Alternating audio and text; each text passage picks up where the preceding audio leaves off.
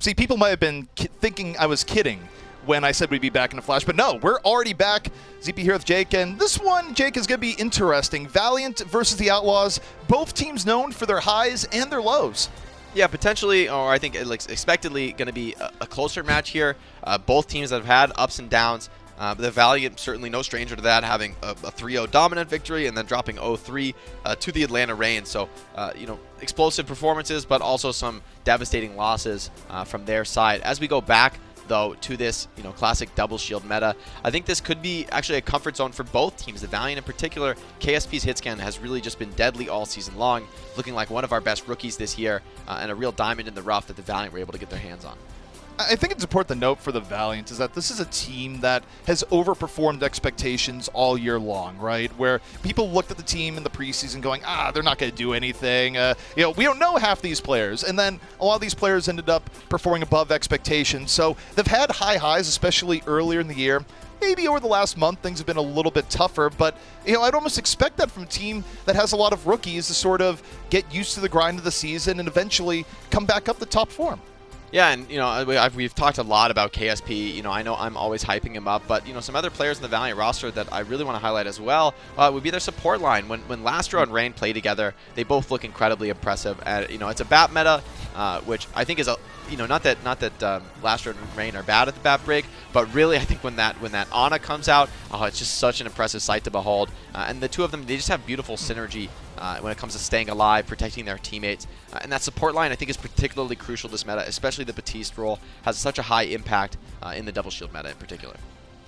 You think about things from the Valiant's perspective coming to this too, Jake, is that the Valiant right now, they're 1-1 in the qualifiers for the Countdown Cup. And Houston, no matter how you look at it, Houston's sort of like one of those weird teams where, you never think they're an easy win because they could play up really high. But if you're thinking about matches you can win to solidify your standings, I think you come into this as a Valiant going, this should be a winnable game.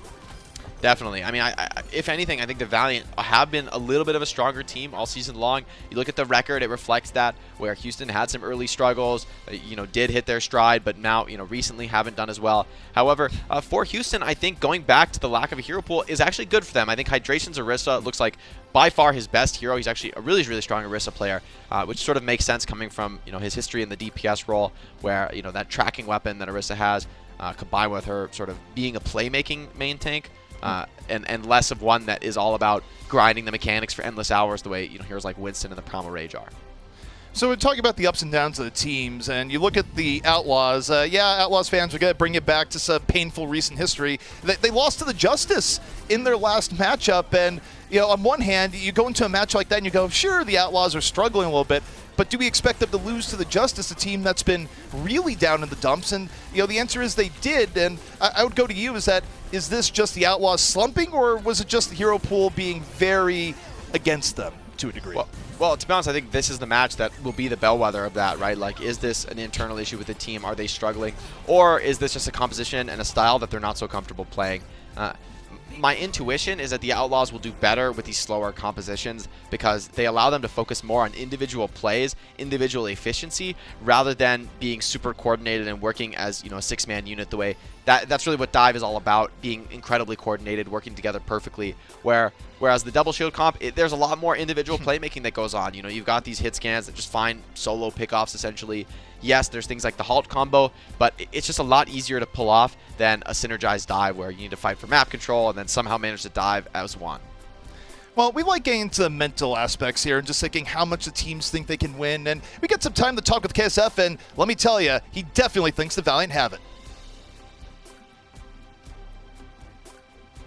Well, hero pool is being lifted for this upcoming week because you can get a lot more creative and you don't have to stick to the rigid meta that hero pools creates. But I don't think it'll really affect our match at all. There's only one outcome that can come of this match, us versus Outlaws, and that's us winning. I don't see any other outcome happening, so I don't think it'll affect the match at all, but it should be interesting. I feel like that's the norm, right, to have that level of confidence as a player. And I mean, it's something you know well too, Jake. When you're a pro player, how often when you are asked, hey, how do you think you're going to do, did you ever respond, if ever, oh no, I think we're going to get rolled over, the other team's just too good? Yeah, that's a pretty depressing mental place to be. And as a player, I think it's your job to be confident, because being confident gives you the best odds to win. Like, genuinely, it has an impact on your performance. If you're feeling good, you're feeling confident, you're going to play better. So part of it is just psyching yourself up and believing those things, regardless of you know, like, I would say the quote-unquote the facts, because any game, obviously any given day, you can outperform. You know, even if a team's been historically stronger, or, you know, you've been historically strong, anytime you go into the match, the mindset's critical. The external factors like past performance technically don't matter, right? Technically, it's a new match. You know, your record is irrelevant. You know, there's a best-of-5 series, right? Like, it's pretty straightforward to figure out who wins. Win one fight at a time. So I think that's what the confident mindset enables you to do. If you're confident, you don't worry about past issues. You don't worry about past mistakes. You focus on executing here and now, and that's how every pro player should approach it. Now, one of the interesting matchups we have to look at here, and I think there's a lot, but in particular, look at the hit scan battle. It's KSP on one side, one of the strongest rising rookies, versus Linkser, one of the most veteran players. And I think it's very interesting because I look at KSP, Jake, I see a player that's remarkably consistent, and I look at Linkser, a player where when Linkser is on, I think there's few better than him in the entire game. But, you know, Linkser's day-to-day performance, sometimes up, sometimes down. You know, what do you think when you look at these two clashing, especially on heroes like Ashe? Yeah, I think you put it together really well there, ZP. I think where Linkser has had those incredibly high highs, he has had some moments of trouble too. So I think, though, this season in general has been a more consistent one for him than seasons past. Seems like he's had a bit of a revitalization, the team playing maybe a little bit more effectively around him, enabling him to have that confidence to succeed on those core hit scan roles. And at the same time, you know, I think when you look down the rest of the roster, this makes sense, right? With the lineup of Hydration and Meko looking great on the Orisa Sigma, that really has a significant impact on your hit scan performance, how your tanks play, because hit scan is the most space consuming role in the game. You need your tanks to be fighting for you.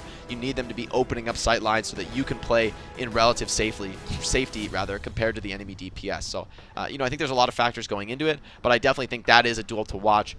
The Widow or the Ashe that comes out on top is going to really offer a ton to their team here. Yeah, and I mean, it's interesting, too, because, you know, you think the KSP, right? Where KSP, in the middle of a rookie season, we're sure, you know, a player that has played in things like the Overwatch World Cup, but you think back to your rookie season, Jake, what was going through your mind when you would go up against a veteran like Linkser going, oh boy, you know, I'm up against this person that's, you know, been more of a veteran. I guess in your case it's different because everyone was a rookie, but, you know, there were still players that were more sort of seen as, you know, veterans of the scene going back to the pre-OWL days at the time. And if you were up against one of those monoliths of the scene, you know, what really went through your head? Honestly, I think, you know, I think the mindset that I had, and that I think probably most rookie players should take, is that, you know, who cares about that? Like, it doesn't matter what people did yesterday, last week, last year. This is about performing in the game right now. And if you're a rookie, if you're hungry to prove yourself, you know, I think you can see an advantage in that. Like, oh, this guy's been around, you know, he's going to be overconfident, you know, thinks that he's better than me. Well, I can perform too.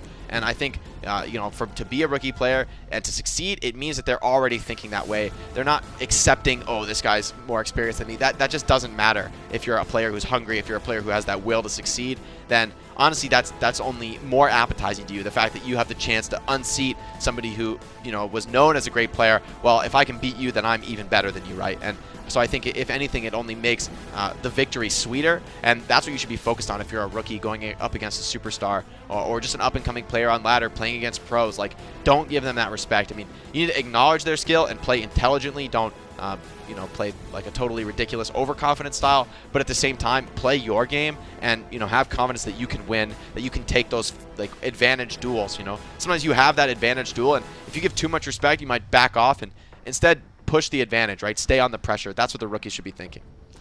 So as we're looking at the different factors in this game, you know, we're going to shift back over to the Houston side and note what a season this has been for Dante so far, where Dante's had some big breakout matches, and now we're seeing Sombra a little bit more back into the meta recently, you know, across the Overwatch League scene. You know, for the Outlaws and the comps they're going to play today, I think we will be seeing some of that Dante Sombra.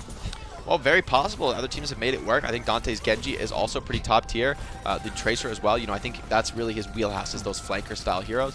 Have seen him training a little bit more of other roles, but I love to see him on the flankers. I think that's where he's most comfortable and most successful. You know, I was actually talking with Dante recently about the difficulty of, you know, trying to be a more vocal player on the team, trying to step up and be a bit of a leader there. And it's a real challenge on the flankers, but I think you couldn't tell from Dante's performance. He's been playing really well this season, and the fact that he's now taking on more of a vocal role, it makes it all the more impressive to me, because traditionally I think the flankers, that's the most difficult heroes to play a vocal role on when you're trying to stay alive on Tracer, and half the heroes in the game can just one-shot you. To be thinking about the team strategy and overall game plan and communicating those things, it can be really difficult. For 1 second you're unfocused and you're just going to die because of it. So for Dante, he's really got his work cut out for him if he's going to try and be that vocal player for the team, be that leadership figure, and at the same time have great games playing flankers that need to be so focused on their individual gameplay. And I think about factors back over to the Valiant side, right? Where, we have seen a match in recent history where Lastro's out of the lineup, but we got Lastro back in the lineup today, and, people wonder, well, whoa, why is the Valiant outplaying way more heavily than we expected this season, where they've picked up more wins, and I think people gave them credit for. Right now they're 9-8 on the season, and you think where most people place them, most people thought they would be down in Boston territory, and clearly they performed anything but one of the biggest factors for the Valiant has just been sort of the emergence of Lastro and what he's been able to bring to that team. Yeah, I definitely agree. Lastro's a big factor. McGravy as well, another player I want to highlight. Had some showings in the scene, but I think a lot of people underrated him. He was on, relatively weaker teams that didn't have a ton of success. But I think this has been the season he's come into his own. And on the Sigma in particular, he looks really well practiced. He's definitely a grinder, somebody who puts in a ton of work to succeed. So it's always good, at least in my mind, to see a player like that who's so motivated and passionate, to see them rise to the top, step up to the occasion, and be a consistent force for the team. Sigma is an incredibly high-impact hero this season. You cannot get by with a weak Sigma here in the Overwatch League. Definitely not, but we are ready to head into Nepal. It's going to be Village, the first stage that we're taking a look at here, and we'll get some insight as to what both teams want to run. We're already, Fusion was a little bit surprising earlier in the day, deciding to run with the Zarya, keep it up. Wonderful to see more of that here, and the Outlaws flash a little bit of Jay Silly. I don't think that's going to happen, but I'd love to see it. It's actually not totally ridiculous on this stage in particular. I think this is one of those places that you can make it work if both teams come into the high ground and choke. However, if Valiant actually do roll out with this dive comp with Pharah, then they're basically guaranteed to win mid. Like, there's no answers to Pharah in this comp. But there's not a Mercy or a healer for Pharah, so I'm actually really surprised. This is a pretty weird comp from Valiant. It's going to be all on. Okay, so Rain speed boosting, he's going to be on the Mercy. And Outlaws, this is going to be tough. The Junkrat does nothing really against Pharah or Ashe, so I wonder if Dante's actually going to head back to spawn. Looks like he will, actually. Yeah, because right now you have the ground explosive hero versus the air explosive hero, and there's a bit of advantage right now to the air Pharah, as it turns out. The Valiant get the first two pickoffs with ease. KSB and KSF immediately connecting, and just like that, the Junkrat dream, it's dead. I like the idea. I think it's an attempt playing the Sim and the Junk to go all in against an enemy that, plays a slow choke-based style. That's where Junk and Sim are really profitable. But this is just a composition outplay. Like, there's basically no way you could ever win that mid-fight playing the comp you are. So now Houston has to retake with the Hydration Rhine. Well, the pile driver right to the back, setting up KSF. Everyone from the Valiant getting in on that. That was a nice setup by Dreamer. Just got exactly what he was looking for.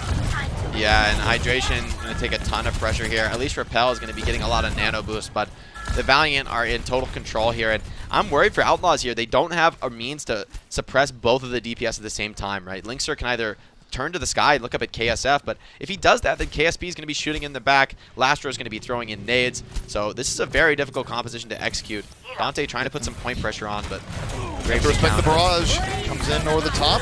A decent amount of deflection, but it still gets Linkster, so it ends up being a trade, but you're down your McCree now. It puts a lot more pressure onto Dante, and the resurrection is there, so the Valiant, they're still at a full 6. KSF back to where he was just a moment ago, and the Outlaws just get picked off.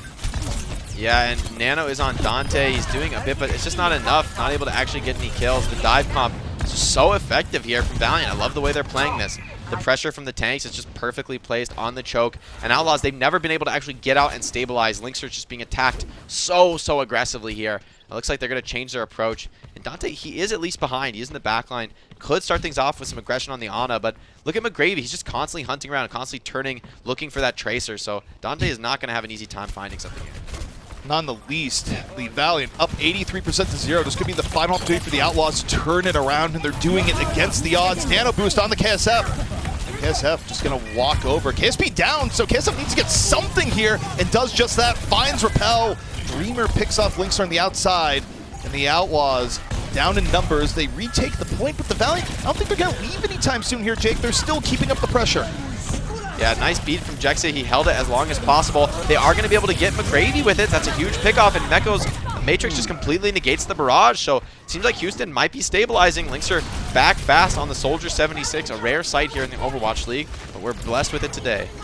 That was sneaky by Meko, where the reason why they went for the barrage, I mean, okay, even swapping up heroes, I just don't think that they realized the Diva was there, and Meko just sort of goes, by the way, still here, comes out under the bridge and saves the team.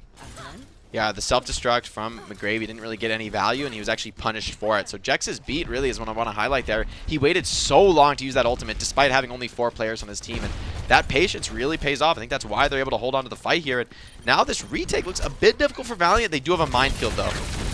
Pulse bomb, Dante looking for it. Not enough to get the kill. Meanwhile, the Valiant still at full HP. KSF in danger. No, there's a shatter from Hydration. Knocks down 2, but okay, Hydration ends up falling on the other end. It's 4v4 between the teams. Meko self-destruct evening it up to a degree. And now the Valiant, I mean, are they going to head over the point? It's looking like they are. Linkster has stayed alive throughout the course of this fight. He's still putting out the damage. Dante's going to come back on the Sombras. This is anybody's fight, but McGravy has 100 energy. He has to die, or else I don't think the Outlaws are going to be able to get this one. The Valiant in here in the point. The Outlaws desperately trying to evict. Dante super low. Desperate for any form of healing. A bit out of the fight. Linkster ends up falling. Dante now ready to go back in. 5-on-5 between the teams. McGravy, though, charged up, ready to go. Just melting. Builds the grab, drops it. And that's going to be the finisher. The Valiant take round 1. Yeah, Jexy falling. I mean, he had to cast beat there. He just barely charged it up. There's no choice. He's low HP, but KSF beautifully cancels that, kills the Lucio before the beat comes down. I think that round, though, is actually, if anything, a little bit hopeful for the Outlaws. The way that mid and the second fight started out, Outlaws just had absolutely nothing. So the fact that they were able to retake and, you know, get so close to actually winning that round, pretty impressive from them.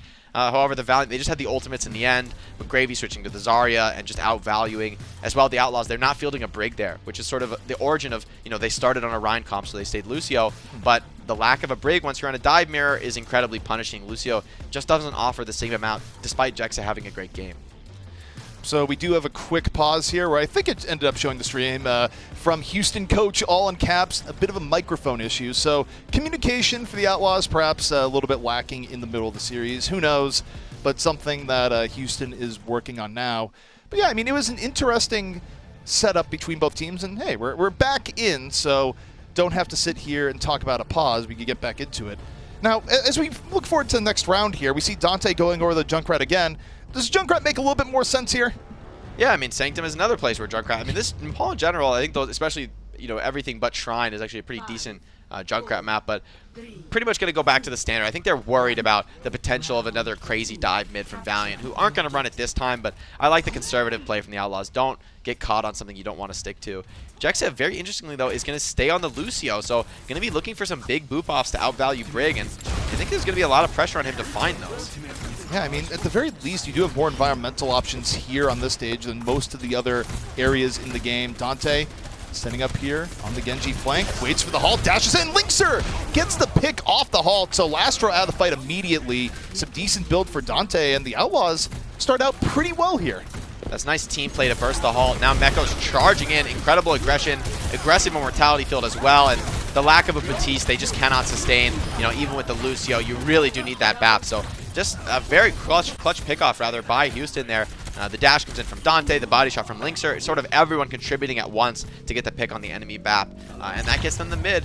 A little bit of control for Valiant, but not significant. And what really matters here is that Repel has an Amp Matrix, and there's no response really for the Valiant because Lastro died so early.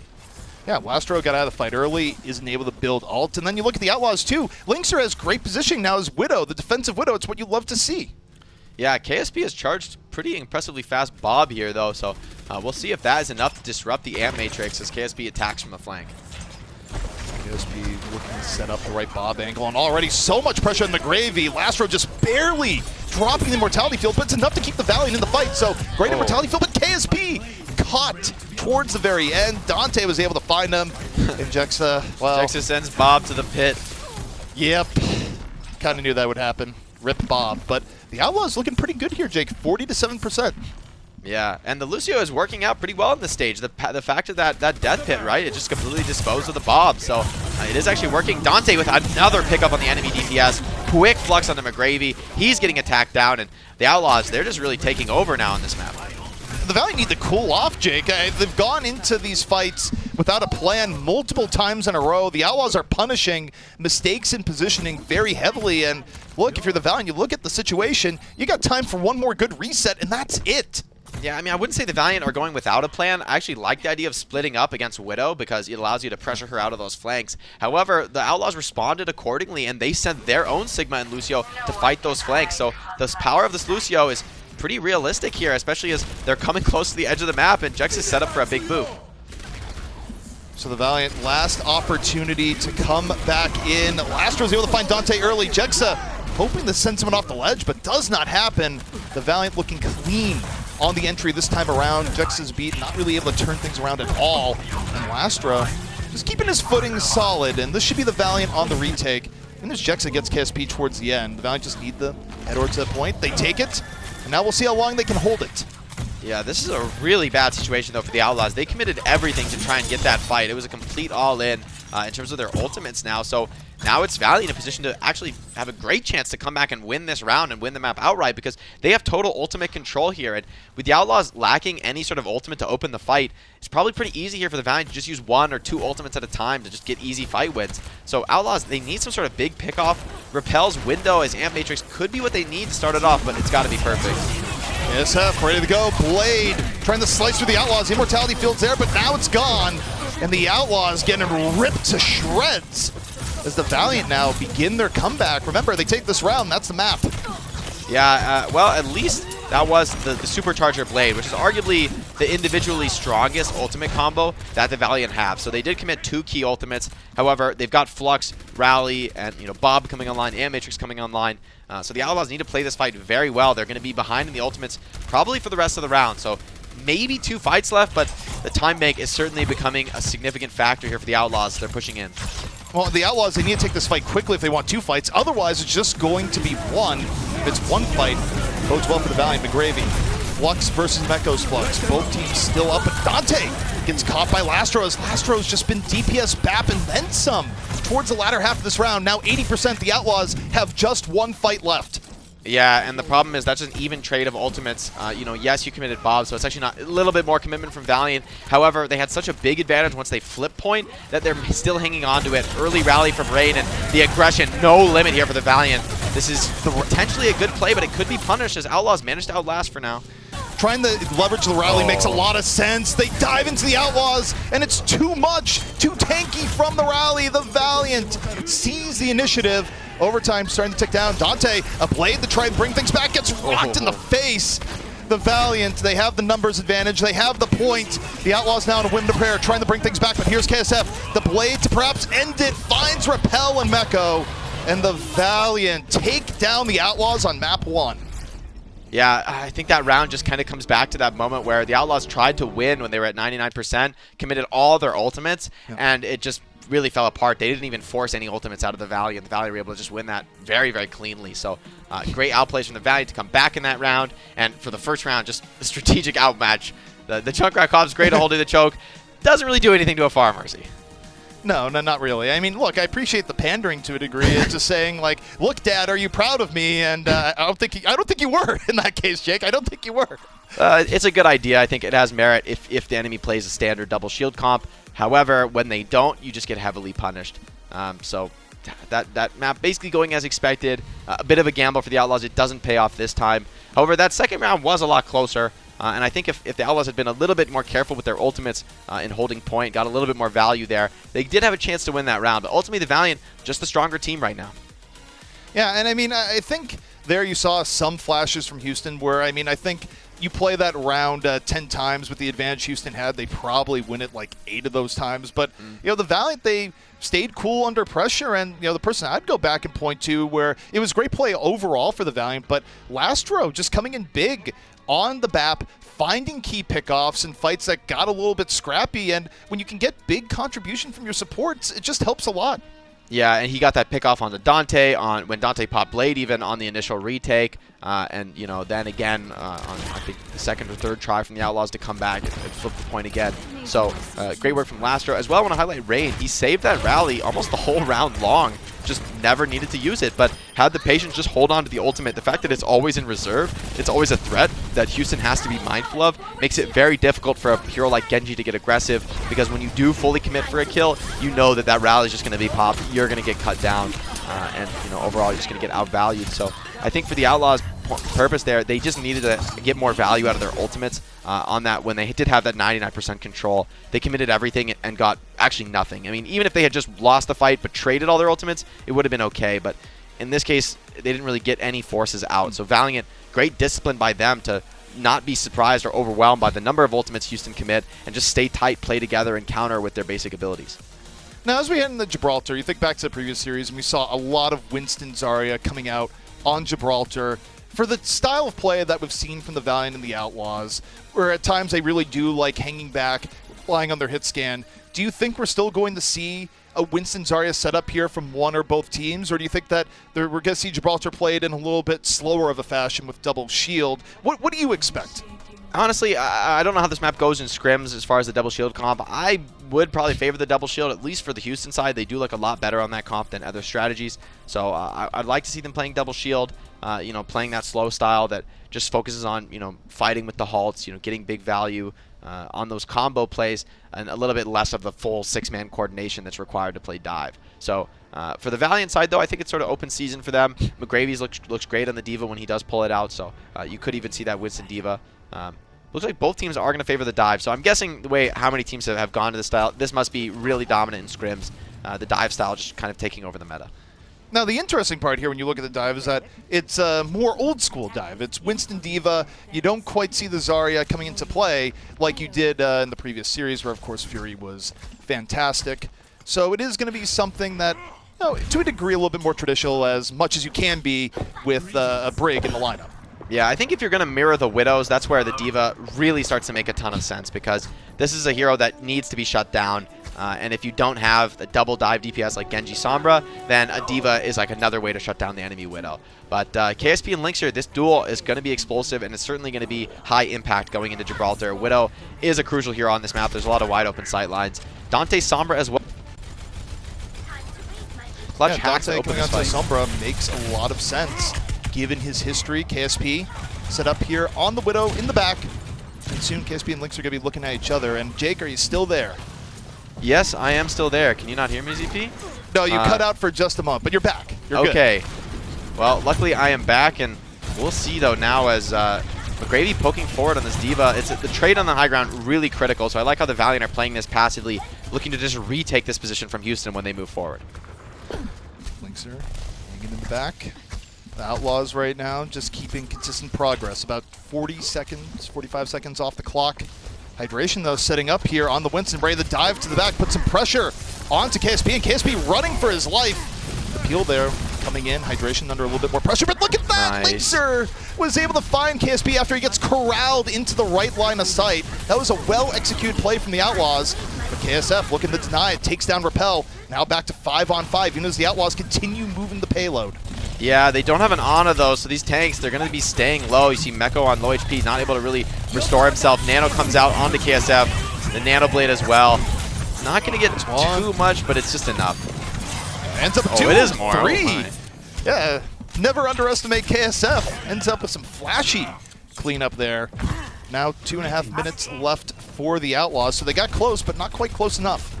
Yeah, it is a nice hold for Valiant. They get it done. However, it's very expensive in terms of ultimates. They do have to pay the Nano Blade, which is their strongest combo. So almost 6 ults online for the Outlaws. This is their moment really to strike, especially because Lynxer has the first Infra Sight. So the setup is going to be very easy for the green team here. Yeah, I mean, it's making Dante's life about as stress-free as it possibly could be here. The Valiant already getting low in the neutral game before the EMP even comes out. But Hydration gets caught, just bursted down, isn't able to use Primal. And as a result, the Outlaws, I mean, I think they're stuck waiting again here, Jake. Yeah, Dreamer had to use his Primal as well to disrupt, and I think Hydration must have been stunned down there, maybe slept so he couldn't get the Primal off. So nice work by the supports of the Valiant to make that one happen. And KSF with another staggered pick onto Linkser. Now KSP has bridged the gap with Infrasight, so Dante is going to be much more awkward to get his EMP off this fight, despite how many ultimates that Houston Outlaws have right here. Well, it's a reverse of the situation we had before, right? Where he had the Infrasight to set up his EMP, and then someone got picked off so he couldn't do it. Now he has to go EMP into the Infrasight, and it's tough, but okay. You take down KSF early. That's an opportunity. You drop the EMP. Only it's 2, but if they get Streamer, it should be good enough. The Outlaws right now up 6-4, and Hydration looking for a little bit more. Some juggling in the back. Yeah, I like that he's actually going to back out of that because the forward spawns are coming in for Valiant. So Houston just going to elect to, instead of trying to get these forward kills, gets clean up the people in the back. So these are the late staggers they're actually looking for. So the Outlaws getting through point A, still a decent amount of time remaining, 3 minutes, 20 seconds, but that can go away quickly if you lose even one fight here on point B. Yeah, point B is all about the snowball. If it gets reset at any point, you're in trouble. However, the Outlaws have transitioned to a full dive style, so it's going to be a little bit harder, I think, for KSP to find space. KSF, he gets a nano. The hope was he built Blade immediately. KSP's had the fight, so it's all about KSF, and KSF's taken down! Neutralized in the corner. The Outlaws had the answer. And now the Outlaws start piling it on. The Valiant getting staggered 1 by 1. And if you're the Valiant, how do you come back in here for point B? It's going to be tough. That's a fierce opener, by the way, by Dante. Just absolutely dominating KSP's Widow at the close range. No fear of the headshot. KSP going to switch over to the McCree, but retaking on McCree here is really rough. So you can see them coming through this choke. The hack on McGravy so he can't self-destruct. Such an impact play by Dante. Now they have to hope Dreamer's able to Primal, get a little bit of disruption. Okay, KSP, that's a start. Finds Linkser on the top. The EMP in from Dante. It's such a huge EMP. Hits everyone. But McCree doesn't really care a whole lot from the top, so still some pressure from KSP. Finds Repel. But I don't know how long the Valiant are going to be able to delay. So far, they've been doing a good job of it. Big EMP or no. And a lot of it was KSP who lived for an enormously long time on top. Yeah. Dreamer's coming back in. Linkser, I like this Dreamer's commit. Just lock it up. Just the spawns are so close for Valiant. They are going to keep fighting. McGravy does have self-destruct. So with both tank ults, this could be the start of a comeback actually in this fight. Lastro's coming back with the nano boost. Spawns are very far away. That kill by Linkser is very high impact though. That might be enough to secure the cap. McGravy and Dreamer still on the point. How long can the Valiant sustain here? So far, it's looking to be a while. The nano onto Dreamer. KSF back on over. The Outlaws just struggling to push through this final few meters into point B. And here come the respawns here for the Valiant. KSF, the Blade, takes down one, looking for more. Booped away as Jex is just saying, please, God, get away from me. Able to stay alive on top just for a little bit longer. KSP under heavy Winston pressure. Down he goes. But KSF is taking on the reins in the back line. Wow, this fight is incredible from the Valiant. They're doing a great job just going 1 by 1 on the card. KSF in particular has gotten a lot of value in this extended fight. And despite some heroics from the Houston Outlaws, somehow it's brought back by the Valiant. I think back to KSP's 2 picks when he came out on McCree that one time, managed to slip into the back line and shut down Repel. And you know, without that Ana, they just couldn't close it out here on the Outlaws. That's really a soul-crushing loss in the team fight. Yeah, I mean, even with the EMP that hit everyone, right, is that McCree's the one here in the game that doesn't really care a whole lot about getting hit by the EMP. No one was looking at him, and it just did enough. And looking at that, Dante, very close, not quite close enough on the sneak. As the Outlaws, I mean, the final 30 seconds is all about the EMP. Yeah, one thing though is in a fight like that, it's very hard to keep track of ultimates, so they might not be ready for Dante's EMP here coming in. High Noon just pretty much creating space, and this is going to be a big one. Hits 4, especially Rain, who cannot get off that rally. KSF's down immediately, and now you look to KSP again, but Linkser has the Blade, playing door duty right now. But the question is, can they get everyone off the point? They do, and the Outlaws, they get to point C, but now, Jake, they're pretty low on time. Yeah, this is time to keep the snowball rolling here. But Valiant, despite losing that fight, they have a ton of ultimates to work with. So I think a cap here, a final cap for the Outlaws, is above expectations here. If Valiant just play the ult game efficiently, they should be in great position. This rally, I just don't see how you really deal with a rally. Like, the beat helps, but you probably, both teams are going to be in a wash when those support ults come out, and the rally just lasts longer.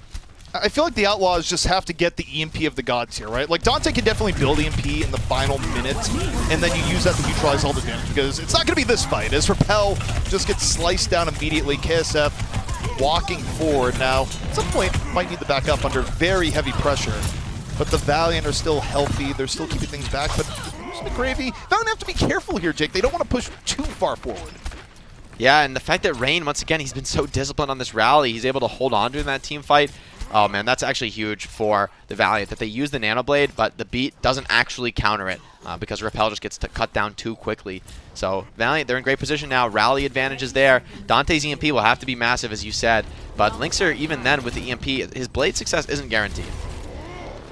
All eyes on Dante. What's the EMP going to be is enough to allow Houston to bring this to the end. The Valiant, they're looking good here so far. Dreamer heads to the back, uses the Primal, gets bioed early, and doesn't really matter. Still finds Jexa, is able to potentially get out here, gets hacked towards the end, but gets back to the rest of his team.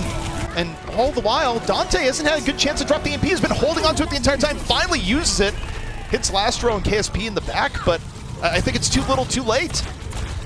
Yeah, this should be an easy cleanup here. Nano onto Meko to keep the fight going, but you know that's sort of what happens when you get into last point. You have no ultimates. The enemy has 5.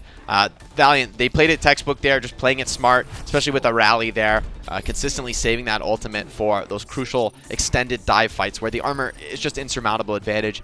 KSP on the McCree in particular, too, looking really sharp. Those headshots. I mean, once he gets off Widow, I really think the Sombra Genji becomes a lot harder to play. Widow is that hero that you can kind of rely on as a weakness that is really vulnerable to getting jumped on by divers. However, the McCree, not necessarily that way. A McCree that stays with his Brig and his Ana is going to be a very difficult force to deal with. Can poke you down at range. He can flash you when you're close. So he has a little bit more versatility there.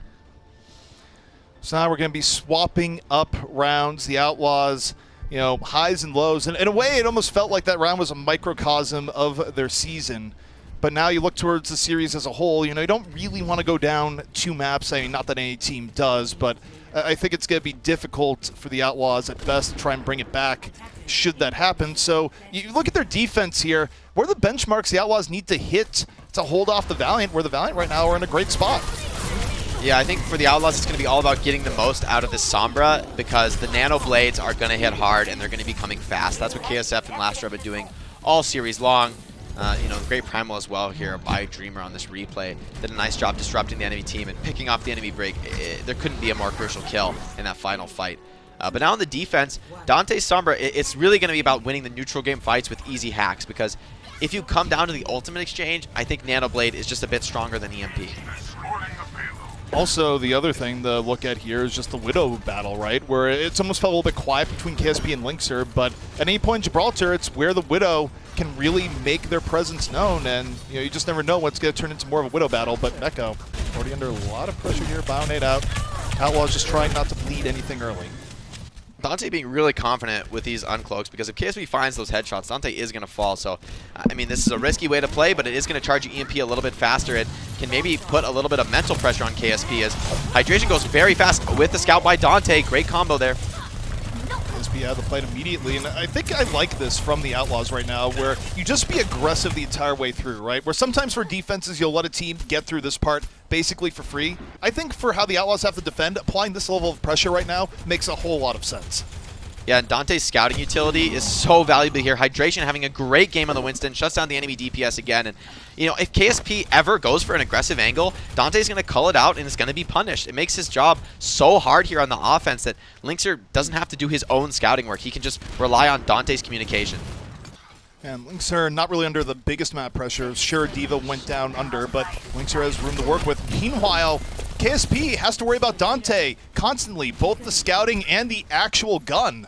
So the Outlaws keeping the Valiant back, not even letting them get to car wash cleanly, but here we go, Dreamer over the top, gets the nano boost, trying to build Primal and does. Now it's going to be more disruption to the back. The Outlaws getting low across the board. Dante hanging on to the EMP. When's it going to be time to drop it as Dreamer just continues to disrupt? Nice. Linkser finds KSP, 6-on-5, and that's going to take the wind out of the sails of the Valiant. Okay, Linkser with 3 quick headshots in a row. Looking for a highlight reel clip there. That was pretty sweet. Shutting down the enemy DPS, and we talked about the benchmark for the Valiant being the Nano Blade. Well, in that case, it was just too slow building for KSF, so Lastro commits the Nano, and now we're in this awkward off cycle where you've got Blade, but how much is it really going to do against the rally without that Nano to enable you? So this is looking pretty rough now for the Valiant. KSP has not been able to get too much done at all. The one duel he's gotten, he lost. So Linkser so far looking great in that category, really getting maximum value off Dante's Sombra. And the other thing, too, for Dante was able to save the EMP there. I think the idea is EMP when Blade comes in, shut down the Genji from dashing and getting max value. And now I think the Valiant, maybe they just wait for another nano, but if they do that, they're going to be out of time, Jake. So this is a real dilemma for the Valiant as they look to move in now. Trying to isolate Hydration, they force out the Primal, but the problem is for them, he's still at Primal. So the Outlaws are not going to lose anything here significantly just yet. Dante, you know he's tempted. He wants to save it for the Blade, but might be the time. And no, KSF gets picked off and Dante just leaves. Love the patience there. KSP finds one, though, and a pick onto Repel is exactly what they needed. Now they're going to have a rally advantage, so they could have some brawling edge here, but they've got to find more kills with KSF still in the spawn, still resetting. KSP under heavy pressure, but the support is there. Echo under that in the bottom. And now you look for the Outlaws. Dante drops an EMP. Dreamer ends up falling. The Valiant, though, they have the Nano, they have the Blade. KSF, good to go. The Blade out and ready. 2 slices. Down goes the Diva. Up to the top rope. KSF looking for it. And it's not a ton, but it might be enough. But Linkser on the other side ends up with 3. Holy. The problem is, that was their point. What this guy eat for breakfast, man? Give me some. Those are ridiculous kills. I think like the whole team is jumping on him. He finds 3 kills. That's pretty wild. Impressive stuff. It's not enough, though, and that's the Nano Blade we talked about, but it took a very long time. So the Outlaws, if they can make one good hold happen here on second point, Valiant are in big trouble. So now it's going to be all on really Dreamer, I think, to open this up with a big Primal, but a Primal that's unsupported by other ultimates, it's a hard ult to get too much value out of, especially if Dante can just hack you. You really need that utility to jump around. Group off early, stops Hydration from getting as much as he'd want from the opening off the Nano. Linkser, still a threat in the back. The Valiant, about 2 minutes left to go here as they move through point B, and they can reverse a lot of this. They just get through here quickly. They take down Repel. That's a good start here for the Valiant. Yeah, the nade, I think, meant to be at Repel's own feet there, but he ended up throwing it down to the low ground given to his positioning. Dante finds the break, but so does KSP, so it's an even trade. Dante wants to find one more. He's desperate for this frag into KSP, and he gets it in the end. Oh, that's a massive pickoff. Might enable this recontest to be successful. Yeah, I mean, the Outlaws, that's the upside, right, that they took down a few. The problem is the Valiant, still with a more dominating presence on the point. They're going to drop down immediately. McGravy, hacked, but not for long. Hanging on to the self-destruct. EMP, layered in after, still going to be denying options here for the Valiant. And McGravy is that Nano lost from Lastro? I think he tried to Nano Dreamer, and the Nano actually just did not get there in time. That's really painful. And now, once again, KSF off sync. He's got Blade almost ready, but there's no Nano to combo, and there doesn't seem like there will be in the rest of this game. So Valiant, pressure on KSP, I would say right now. He needs to find an opening kill, something to give them that free advantage, because they don't have the ultimates to force it. No, definitely not, especially with a minute left. You're absolutely right. Lastro isn't going to be able to get Nano in time, barring the most ridiculous healing imaginable. And the Outlaws are in a great spot. And okay, Dante again, decloak, looking for the quick pick on the Widow, and gets it! KSP down. And that makes things so much tougher for the Valiant, especially because KSF had used Blade, had invested on the other end. But the early pickup by Dante just completely changes things, even as the Valiant invest ults. Yeah, Dreamer's running around here with the Primal, but not doing so much more than that. Infrasight comes out from Linkser now, so the push is incredibly telegraphed here, and it's going to be so hard for KSP to get a duel. So you see the team diving in. This bomb from McGravy has to be huge. Does not find anything, though. So as Meko comes back into the fight with his own self-destruct, he's going to be able to put his body on the line here to hold the cart. Linkser finds Lastro, both teams down in Ana, and now once again, we look to Linkser. Has the shot and gets it. Rain immediately down. And no one's looking at Linkser as much as they should be. And he takes down another. Finally, Linkser falls, but no. Oh my. Outlaws the point. Oh, that was too close for comfort. Meko's still fighting, though. It looks like a 1v2 on point. KSP getting free shots off, but now Repel is back to heal up his Diva. Spawn advantage firmly in the favor of the Outlaws. It looks like this is going to be the full hold. We could be tying up the series here, barring some ridiculous heroics from KSP. But that's one. He goes in aggressive and finds the Nano. Nano's out, and that's Nano Brigida, the raid boss herself, back into the fray. McGravy, though, is down. The Outlaws on the way back out, and oh no. The Valiant get off the point, or rather forced off, and the Outlaws even up the series 1-1. I think that was a little bit of a C9. It's still at least a contested fight there. Would have liked to see Valiant stick to the card and at least find his way out of that. But man, what a game in particular from the DPS and the Outlaws. Dante finding a ton of solo kills on Sombra, something that is very hard to do. You need to have near perfect tracking to make that happen without team support. And Linkser as well, just coming alive. I mean, the highlight clip after highlight clip really for Linkser in this match. I think this is definitely going to be one to watch. Yeah, I mean, it felt like one eternal scrappy fight that was going on there between both teams where you didn't really have a ton of full resets and resetups. I think it comes down to the idea that on watch point B, realistically speaking, you don't want to give the other team a time to breathe, so both teams just kind of keep hammering at each other. Yeah, exactly that. And I think what it came down to also is we talked about that Nano Blade being a key to victory for the Valiant, given that they're running the Genji. But Blaster was consistently committing the Nano onto a Winston. I don't hate the decision because when the Blade is slow, sometimes you just need to play a high-tempo style. You just can't wait for it. But, in one case, the Nano on the Primal didn't really accomplish much. And then in the next case, he tried to save his Winston with Nano, but to keep him alive through the hack, but it just didn't get there in time. And that, I think, was really the painful moment for the Valiant, really where the wind got taken out of their sails. Well, it's tied up 1-1, and today the action does not stop. The Watchpoint halftime show starts right now.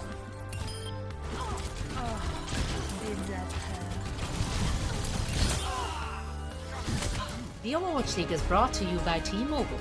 Switch today and rank up to America's largest 5G network, T-Mobile. And by State Farm. For auto, home, or renters insurance, like a good neighbor, State Farm is there.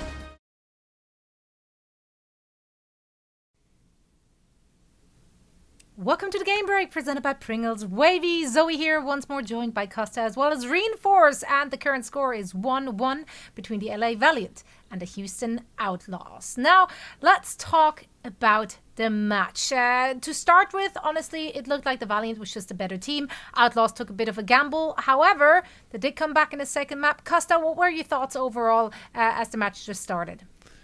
Yeah, I think the first map was not indicative of how close these two teams are playing. The first map, the Valiant obviously caught the Outlaws off guard in the first round on Village, and the Outlaws just didn't really seem to adapt very well. Jake did a very good job of underlining the McCree, doesn't really do a good job of dealing with the Pharah and the Ashe at the same time. It's just a classic by the LA Valiant to go Pharah Mercy when your back's against the wall. It's what we used to do when I was on that team. It's just, you love to see it for me. It's like Jake's Junkrat going Pharah Mercy, that's me for Valiant. And then we went on to the second round, and it was super close. 99-99, the Outlaws had great positioning, but as soon as they lost the point, they really struggled to re-engage. I think the Valiant did a great job of staggering their ultimates and making sure that the Houston could never get that positioning, and that's why they ended up getting the first map. Exactly. Well, when we headed over to Watchpoint Gibraltar, Reinforce, the tide shifted. You, in general, were impressed with how the Houston Outlaws have been looking like, not just in this game, but also in their previous match on Gibraltar. Yeah, I mean, I think you have to look at this team and say that they have been impressing somewhat. As I said in the Watchpoint pre-show, I think that last week's loss against the Washington Justice was a bit of a one-off for this Houston Outlaws team. I like the look they showed today on Gibraltar, where Dante played Sombra majority of the time. I think Hydration's Winston is honestly looking a bit better as well. He had some nice pressure onto KSP and KSF on the Genji, and enabled Linkser to really pop off on both the Genji and the Widowmaker. I think it was really nice to see Linkser come out on that Genji, because that is something we used to see back in 2016, back in 2017, when he was on teams like Creation even back then. So nice, a bit of a throwback for Linkser, and I think that's a really good sign for the Houston Outlaws as well, because earlier on in the season we were talking about the Outlaws and we thought, well, Linkser is obviously a core player, core part of this team, but he wasn't fielded as much, and it came down, I think we decided, was the self-confidence part that really wasn't there for Linkser. But now, back on the Widowmaker, popping off, wrapping up team fights, we saw some Genji and some nice Dragon Blade. So I really like how the Houston Outlaws are stepping up in general, and I like that Linkser is popping off to help Dante carry some of this load, and also Hydration improving on the Winston. So across the board, some nice improvements from the Outlaws, and I'm positively surprised. Yeah, I'm very excited for that second half. But before we get there, I want to quickly take a look at our crunch time presented by Pringles. Wavy.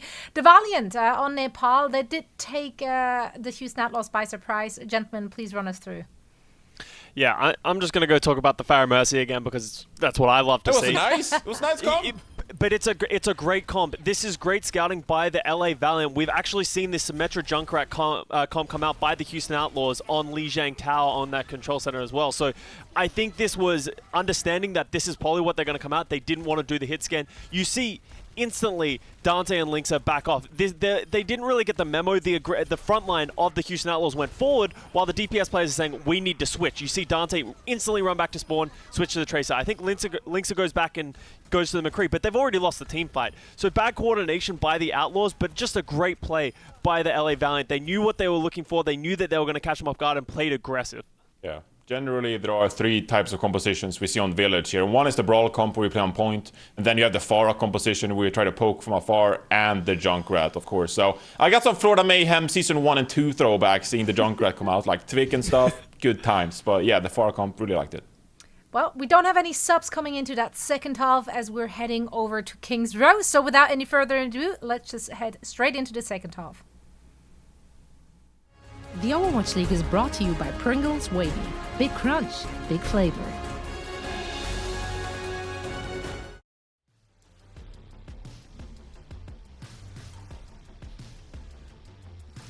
It's 1-1 between the Valiant and the Outlaws after a crazy first half of gameplay. And Gibraltar, it was chaotic, it was scrappy. I loved it, Jake.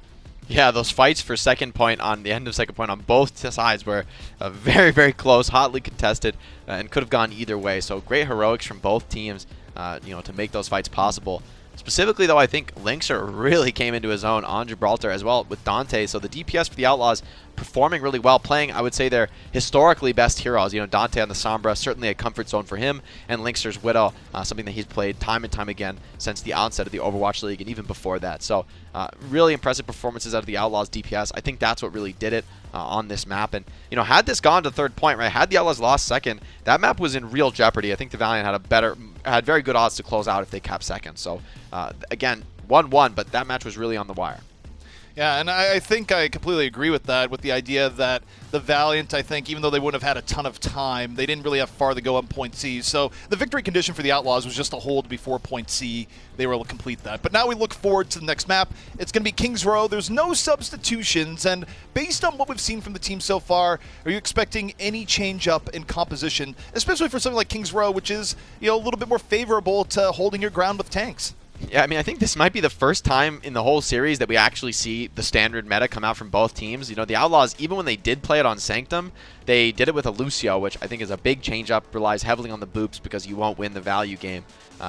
So, for I think both teams, I think this is the time to go back to basics, down to the standard composition, and this is where we get to see who's actually better at it, who's more confident in this double shield mirror. That's my expectation. We'll see if it ends up being reality, though, as these teams, they have the opportunity to pick heroes, and especially that hit scan, it's open-ended. You could play the Ashe, you could play the Widow. We've seen different teams approach it different ways.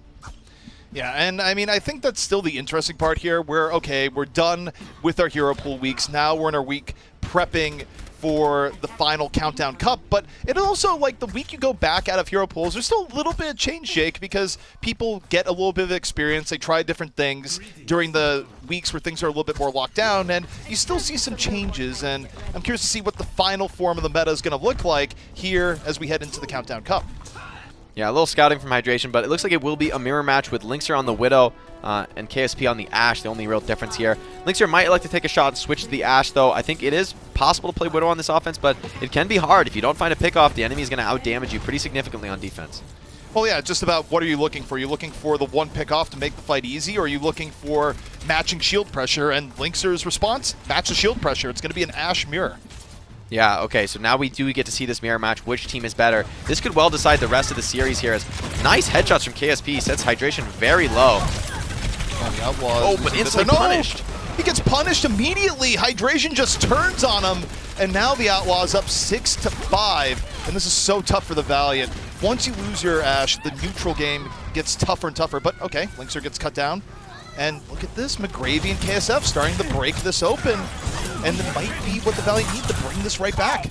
Yeah, they're finally resetting here. Dante, though, shuts down Lastro. And with the spawn advantage for the Outlaws, that might be just the pick they needed.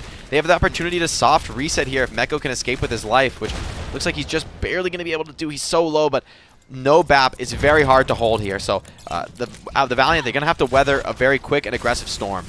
The problem is they just don't have the sustain as they would if they had the BAP, so they need a quick pickoff. If they don't get that, the Outlaws have a huge advantage. Mecco right now on the point, but there's the Flux, 3 to the air, and there's the pickoff that the Valiant needed. Repel immediately down. And the Valiant now working the outskirts. No one's looking at McGravy, and McGravy's just doing so much in this fight. Yeah, McGravy just went totally unchecked this fight, sitting on the high ground. It was a beautiful flank by him because I think if he doesn't play that aggressively, it doesn't generate so much value. I don't think he's going to be able to win. And nice little standoff here. That's a pretty great sight to see. Ash advancing with the scope on a Brig. Well, you love to see it, but now it's going to stagger Linkzr a little bit longer. And now you kind of look at the next fight. You got Flux, you got Blade. Is that what the Outlaws need to set this up? I mean, the Valiant look pretty stoked on the other end. Yeah, they've got Bongo Blade for the Valiant, though, so I think that is to their advantage. KSF so far shut down, but this is his time to get a ton of value. He goes in with 20 HP. Oh, and he ends up paying with his life for that. I think that was a bit of an overextension by KSP. Now Outlaws surging forward, and surely that's the point A. The Valiant got way too aggressive there. The Outlaws just waited, immediately punished when KSF went in, and as a result, point A going to go to the Outlaws, and this is where the Outlaws can turn the tables. They can go for staggers of their own. You lose Lastro that late in the fight. It's going to cost the Valiant so much room here on point B. Yeah, I actually love this from Outlaws. They're going to charge forward and just attack the setups here because they know no Lastro means no sustain. You won't really be able to hold this position if you're the Valiant. So Outlaws get a little bit of poke utility, make sure that the Valiant have to set up as passively as possible. And Mecco, he's going to be harassing them on their entire advance here. I love this little forward poke. Now, though, the key fight is going to take place in this library corner, and that could very well decide the second point. Hydration and Dante, though, they've got Bongo Blade. They've got what they need. The question is, can Lastro and Rain deal with this? They have got Rally. If you're the Valiant, you want an early pickoff. You need something to deny the momentum, and they get it again! McGravy finds Hydration, and the Outlaws' coordination is in shambles. The early pickoff just ruins everything the Outlaws were trying to set up. Yeah, I think the synergy was really off time there for Hydration and Dante. The halt came in, but only after the halt pops does Dante pop the blade, so he doesn't get that instant swift strike combo on the halt that you really are looking for to start things off. So a little bit of missed synergy for the Outlaws. That timing is going to cost them because the Bongo Blade is one of your most powerful ultimates playing this composition, one of your most important combos. However, Valiant, they're essentially reset, only having the Flux to work with in this fight. The problem is that the Valiant also get a lot more positioning off of this. The Outlaws had so much momentum. Now they have to go through point B the hard way. And the Valiant, they're more than willing to just eat the clock. Nice Flux, but doesn't do too much, and Dante finds Dreamer. So Dante's now attacking the backline. This Genji duel in the backline is going to be worth a lot. But oh, KSF, that headshot on the Mecco, assisting his own Bob. I love the reflank from Valiant late in the fight here. 2 minutes and 18 seconds left for the Outlaws, and getting through here has been difficult. Hydration very low. Hydration able so to low. stand up, takes down KSF. The Valiant now in a hot retreat. See if they can get away. They're still pretty healthy. They can delay till KSF is back in, but there's the halt. Dante looking to dash on in. Lastro out of the fight, and the Outlaws just chasing the Valiant down, not letting them reset at all. Dante, dash after dash, and oh no, if Dreamer dies here, this is extremely costly. It's probably second point. We'll see if they like to commit for him. Looks like they are going to let him go. Would be a little bit too risky to go for a hard target like Orisa when their spawners are coming back. But now this is going to be the explosive fight that most likely is going to decide second point here. You've got both teams with the Bongo Blade, so a very, very hot, aggressive sword fight coming in. This is anybody's game, really. Minute 30. Here for the Outlaws as they try and get through point B. Dante hanging on to the blade. The Flux is already down. 2 down for the Valiant. Dante gets to save the blade here. This is the best possible scenario for the Outlaws. Yeah, that Flux from Mecco really did it. It just felt like Valiant, they couldn't commit their ultimates when the Flux was disrupting them in that way. So at least they hold on to the Bongo Blade, though. And despite Dante holding on to this blade, I don't know how important that is, really, because he doesn't have the supercharger to enable him. So how much value is he really going to get off a naked blade? It's tough to say. I think that's a very difficult task. So Valiant surely set to stabilize at this point.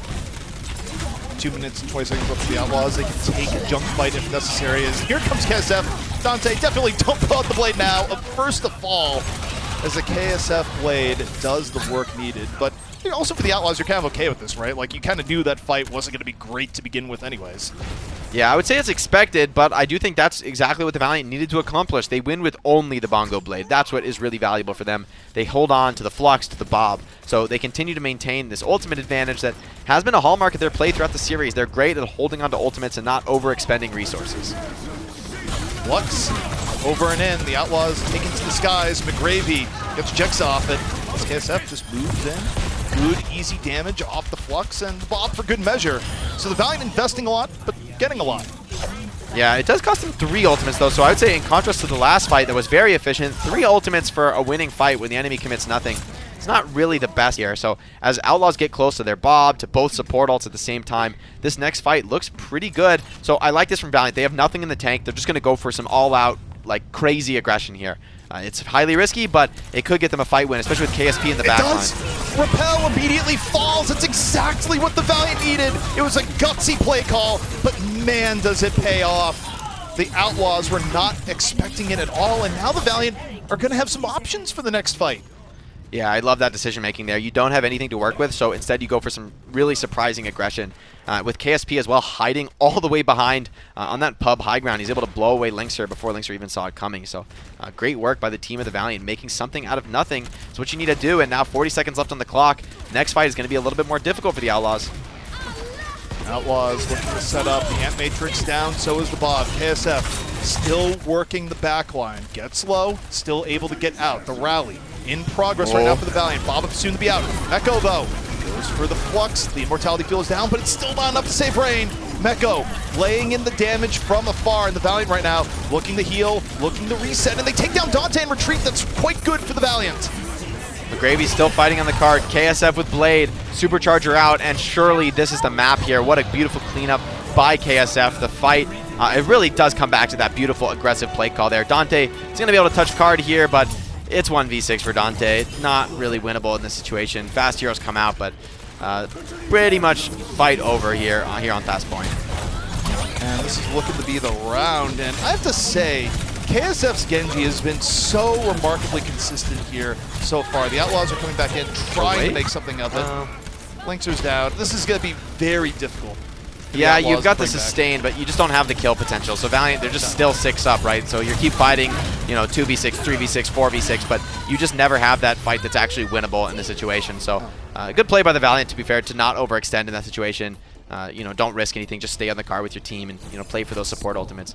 But yeah, that aggressive play call, that's a high-level play right there, and that's the sort of thing you need to do when you're down in the ultimate bank. You don't have a strategic way to win, or rather, not to say this isn't strategic. You don't have like a classic way to win, just outvaluing your opponent with good ults. So instead, you go for some next-level aggression. You try to get early kills, and they do exactly that when they cut down Repel so early. Well, particularly when you're running a composition that doesn't have anything obvious that's going to get an early pickoff, right? Where, when you get into metas and mirrors where it's a Widow on both sides, right? Sometimes you don't have to worry as much about being down in ult economy because you just have faith in your Widow, right? The Widow gets a pickoff, and suddenly, if you're up 6v5, it doesn't matter quite as much. But for the Valiant's case, and this is just replay, KSF's bigger blades here towards the end. Beautiful sight on Genji. A bunch of players all low right next to each other. Well, the best part about this is that the Valiant was super low and in retreat, right? Like, Meko had just used Flux, and the Outlaws thought they were cleaning up easy kills, but the Valiant had recovered just enough to set up the blade and let KSF turn it around. But you look back to the overall flow of the game before that point, right, is that the Valiant weren't running anything that's going to necessarily get super crazy early pickoffs most of the time. So what do? Knowing they're down ults, they make their own opportunity. They go for something unconventional, and they try and prioritize getting first pick. And if you're able to get the first pick, Jake, that makes the ult economy game matter a whole lot less. I hear what you're saying, but I'm not listening because there's a Junkrat on the field, and Dante setting up for a nice cheeky flank. This is going to be an unexpected pick. I think the idea is to maybe shut down KSF's Genji and just offer that extended spam, but I'd love to see a comp switch coming out from the Valiant. They're going to do that right now. I think KSF, wow, so they're interesting. Looks like they're going to go for more of a semi-dive style. I don't love this the most. I think the Widow might have a good job against the Genji, or rather against the Junkrat, but D.Va, I don't think this is really the best hero. Yes, it can eat some Junkrat damage, but it means Meko is going to be very free to really be the true carry of this match. Well, I think the idea for Widow here is that Widow can be pretty good against Ashe, and unlike other situations, you don't have to worry about a Genji heading in on the Widow. So I think that's why KSP is on Widow right now. Just wants to fight Linkser in that Widow v Ashe matchup. Realize that probably won't have to deal with the Junkrat all too much. Yeah, the Ana as well for last are going to mean there will be a Nano Blade, but there is Dante shuts down the Genji. KSF gets aggressive and heavily punished for his efforts. As you said, though, it is kind of on KSP to find some opening kills here. Has a slight chance there, but you can see how much the tanks are focusing KSP. They don't want to let him get those free peaks. They know what he can do with a little bit of open space.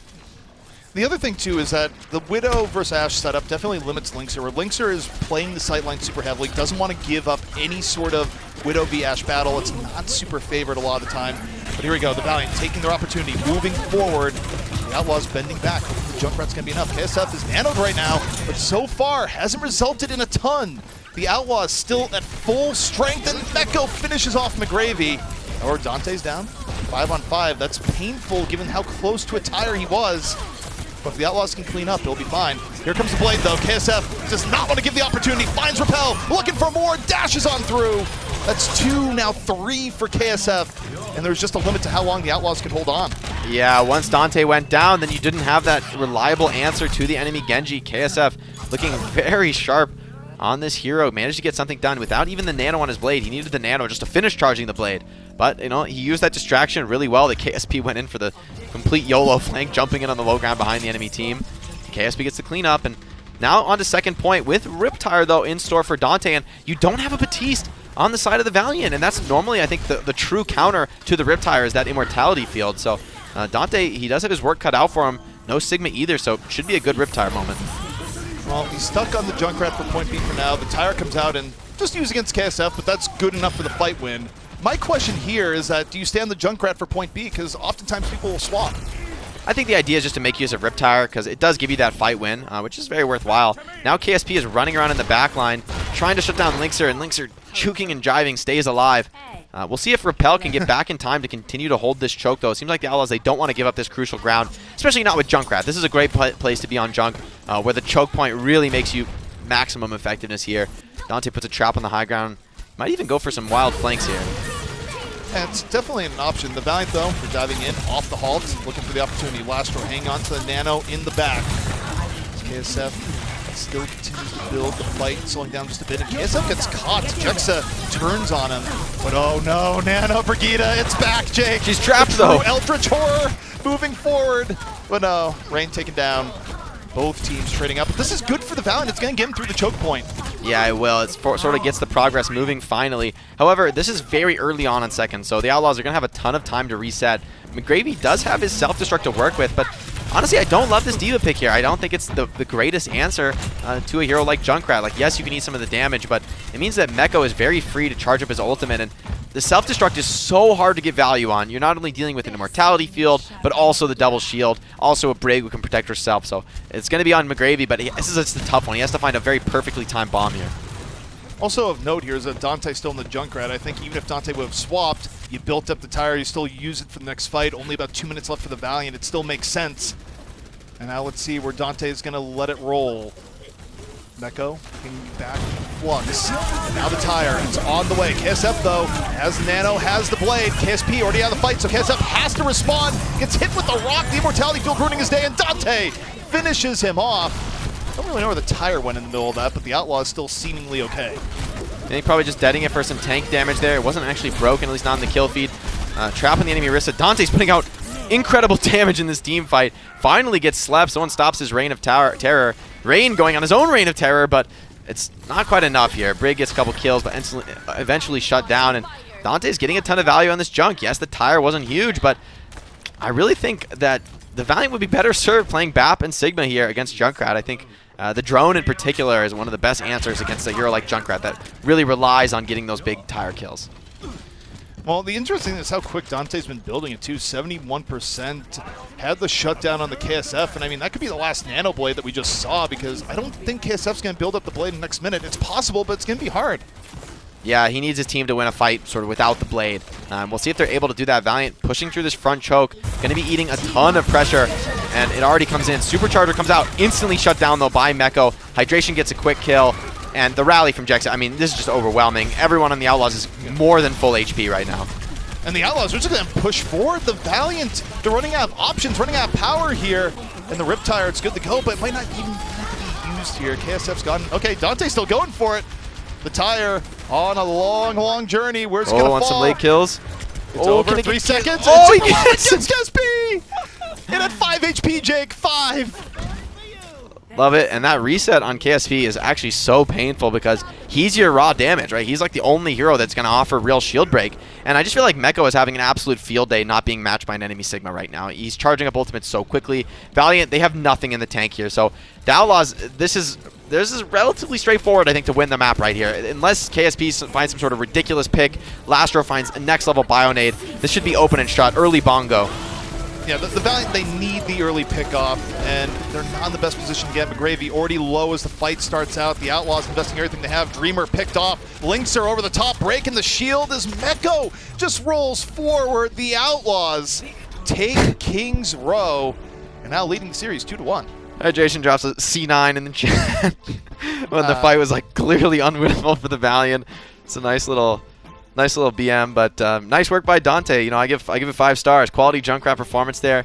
Not just the tires being successful, but the baseline junk. You know, he's getting the kills on the enemy Genji, shutting him down time and time again, doing what he needs to do. So, love to see that out of the Houston Outlaws, making the Junkrat work once again. Yeah, and, you know, it's not... People look down and go, hey, okay, Jake's retiring, becoming a commentator. Surely the terror of Junkrat on the Outlaws is over. And Dante just picked up the torch and ran with it, Jake, and this is a pretty good showing. It's got my seal of approval for sure. That's a really solid game, I would say, by Dante, particularly stepping up there. And I love the versatility he's shown this series. He's had the Genji, he's had the Sombra, he's had the Junkrat, so showing that he does have that viability to play multiple heroes. And, you know, talking with him earlier about the struggles of being a leadership calling player, you know, on a flanker. Well, Junkrat's the exact opposite of that. It's one of the best heroes to be that calling figure on, because you are typically staying with the team. You're typically focused on spamming shields, so your ability to call is actually much greater. You're not so worried about getting bursted down in the backline the way heroes like Tracer are. So could be potentially a little bit more comfortable for the team to play a style that lets Dante lead them and be that caller. So overall, the team playing really well. Meko unchallenged in the Sigma mirror.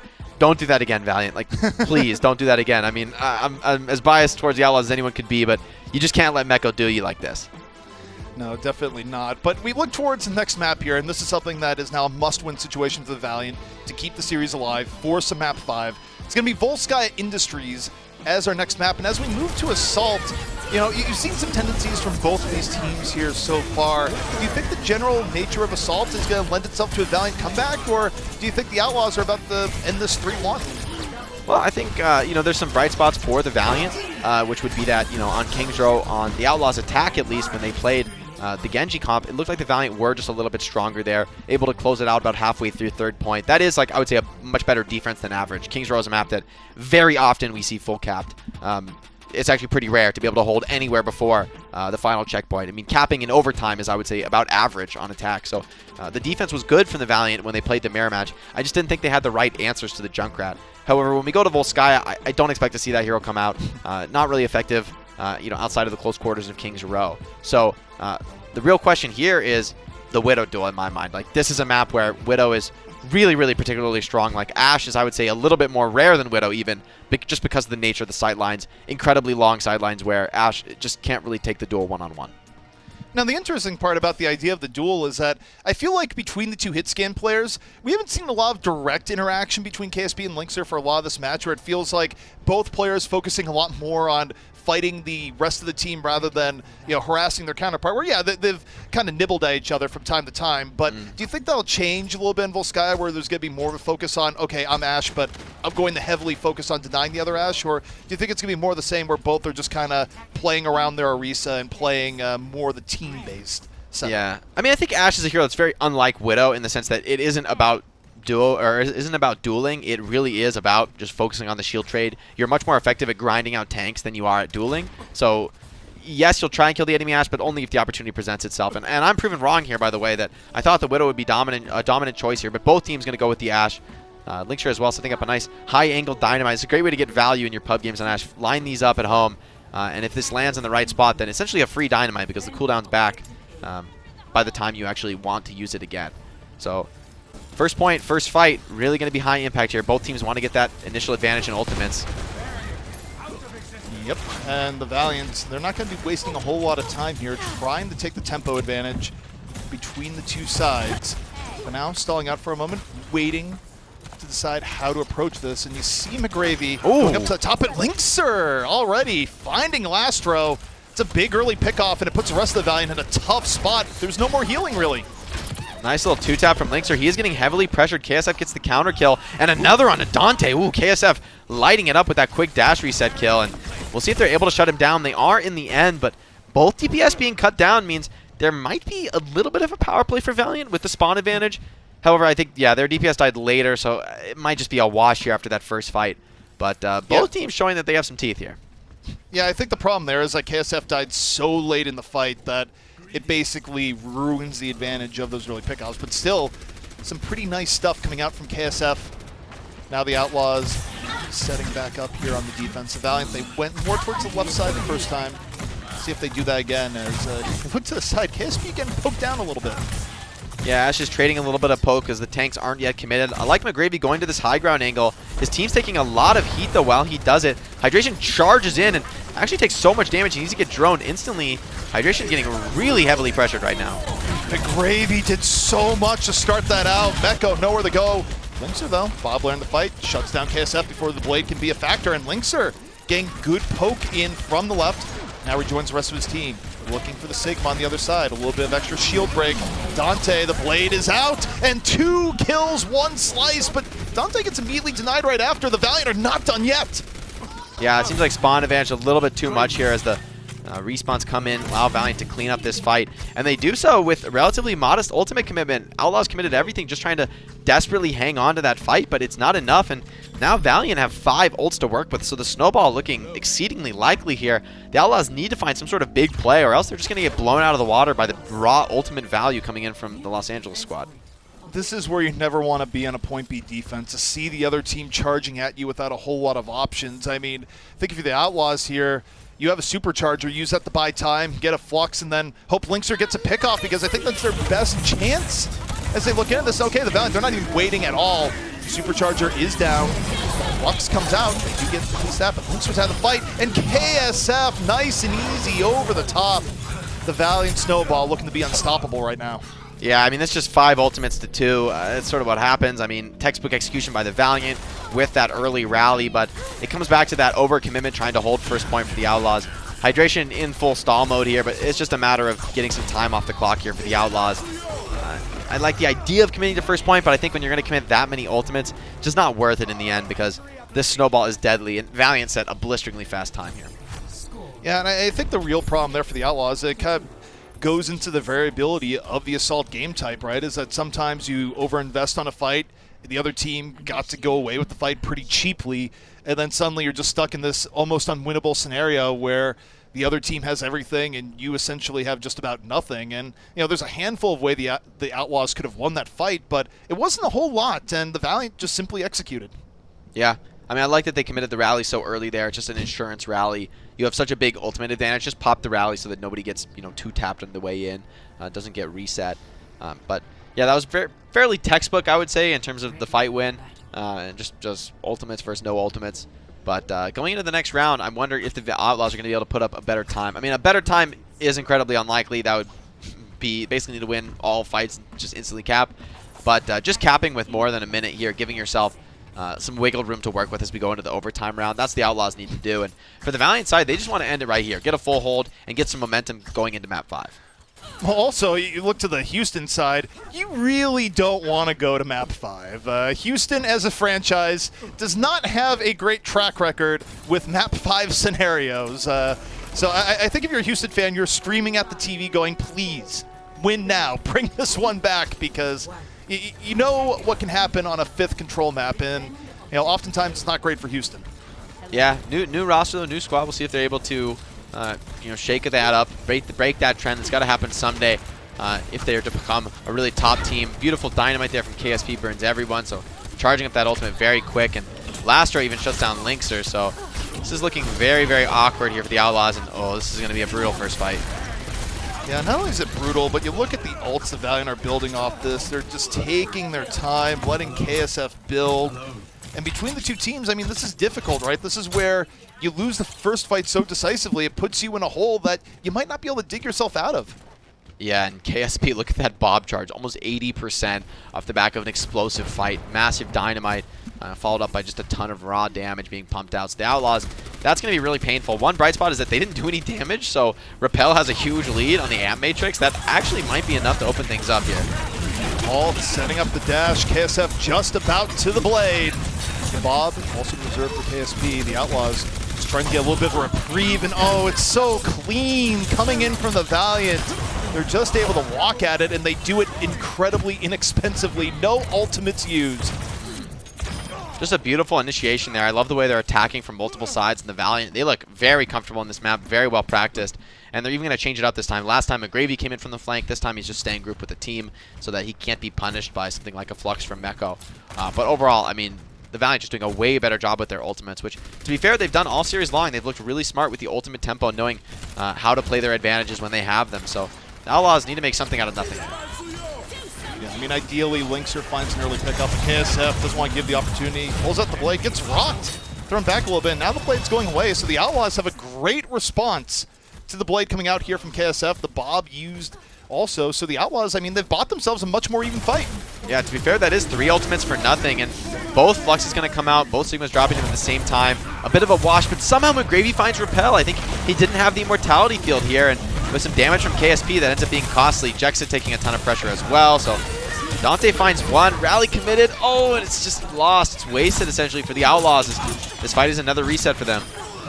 I love what McGravy has been doing for the Valiant, where it seems like it's not every fight, but just where he sees an opportunity, we just see McGravy go off to the flank and just rip shot after shot into the Outlaws, and oftentimes there's not a great response. I think what it comes down to there is that, yes, the Blade and the Bob came out from Valiant. They didn't get any kills, but they did force the drone. And when Repel didn't have his Immortality field, he just got crushed by the Flux. So that one ability is sometimes worth a few ultimates to force. It can be so powerful. And the flank from KSF wants to dash through everybody, and he will. That's such a great way of building meter for the Dragon Blade. Great synergy with the Orisa. And the Valiant now, they're just going to rotate off to the side, let McGravy play the one flank on his lonesome, and now just buying time to the blade. But Dante, his blade's ready here and now. Jexe already down. Dante waiting, dashes forward, looking for the signal, trying to deal with McGravy. No! Has to put the blade away. KSF is out of the fight, though, so the Valiant not exactly cleanly through this here just yet. The Outlaws starting to get some progress, but the Valiant are still getting some delay, Jake. Yeah, they wanted to fight this out with Dreamer switching over to the Hammond. Linkser tries to jump out, but he's just burned to death by the Dynamite from KSP, who's just staying alive, keep fighting this out, and this looks like a full hold from the Valiant. Just a beautiful recontest here with Dreamer coming back in on the Hammond. Now the Outlaws are in full desperation mode. Dante, yeah, he's going to die late here, so the Outlaws looking like they're going to get full health. Looks like we are going to a map 5, much to Houston's chagrin here, given history, but Valiant have momentum right now for sure. The Valiant are in the best spot possible. The Outlaws now looking for a touch and a prayer. Meko over onto a point. It's now in overtime. Outlaws, what sort of magic do you have in the tank? The Valiant in a great spot. McGravy holding onto the Flux is going to immediately use it. Punish hydration. Take him out of the fight. The Valiant up the first 2 as the Outlaws straggle in, and you're down 3. I'm not sure there's anyone left that can make a miracle play here. Dante very far away from the MP. Linkser just caught by McGravy. And this is looking like the Valiant. They're going to hold. We're going to map 5. Well, Volskaya is just an incredible comfort zone, obviously, here for the Valiant. They played this map beautifully. The way I love their different approaches to defending on first point, attacking from multiple angles at the same time, but also varying that, right? Sometimes they're grouped up with their tanks. Sometimes McGravy splits to the flank. So for the Outlaws, you know, resetting over and over again, you're expecting things to be the same every time, but they're not. And because Valiant always approaches things differently, lets players like KSP and KSF get away relatively unscathed, just charging their ultimates, doing damage, having so much space to work with. So I just love that preparation from the Valiant. Clearly, they're really comfortable here, and it shows. So if you're looking at the Valiant right now, let's say the Valiant are able to take map 5 and we had to declare a player of the match. Right now I'm really torn between both McGravy and KSF because I think KSF has just been so remarkably consistent. But on the same note, there's been so many key fights where McGravy has just found the right moment to go in and just get massive damage off the Sigma. And he's had pretty good fluxes as well. I think both these players have been playing out of their mind right now for the Valiant. Yeah, definitely. Well, if the Valiant do take this series, we'll have to see how map 5 goes in that regard. Personally, I favor KSF, honestly. You know, I think he's been putting in consistent work on this Genji, that oftentimes has fallen short of wins. Oftentimes Valiant hasn't closed it out, but KSF has been the consistent performer there time and time again. And now in a match where the Valiant, they are, potentially going to be able to close this out as we do go into map 5, then I think KSF's Blades, you got to give him credit. He's somehow finding it time and time again, even in situations where he doesn't have the nano boost, he doesn't have the supercharger. All he has is his wits and his skill, and he just somehow brings it out, makes it happen, and manages to work really well with his team at the same time. So I do think KSF's certainly been grinding. He's been in the lab, and it shows here. His skill level has really gone up on Genji. Looks pretty strong. So Lijiang Tower is going to be our final tie-breaking map, and you kind of look at this from the Outlaws perspective, where it's a scary proposition, right? It's like one of the most terrifying sentences you can ever say to an Outlaws fan. We're going to map 5, because it's tough. And, given that the Valiant definitely got a bit of momentum there. I mean, holding first on Volskaya, it's a bit of a gut buster to the other team. If you're in the Outlaws right now and you're giving a victory speech, or not victory speech, but a pep talk, and saying, okay, we can do this, we can win map 5, what are you saying to the team right now? Well, I think the focus should just be on the map, right? You're going to Lijiang Tower, a map that is very different than Volskaya Industries, and the Assault game type, one of the weirdest game types. So the fact that Valiant is, really good at that game type, really good at that map, it shouldn't deter you, at least in a strategic sense.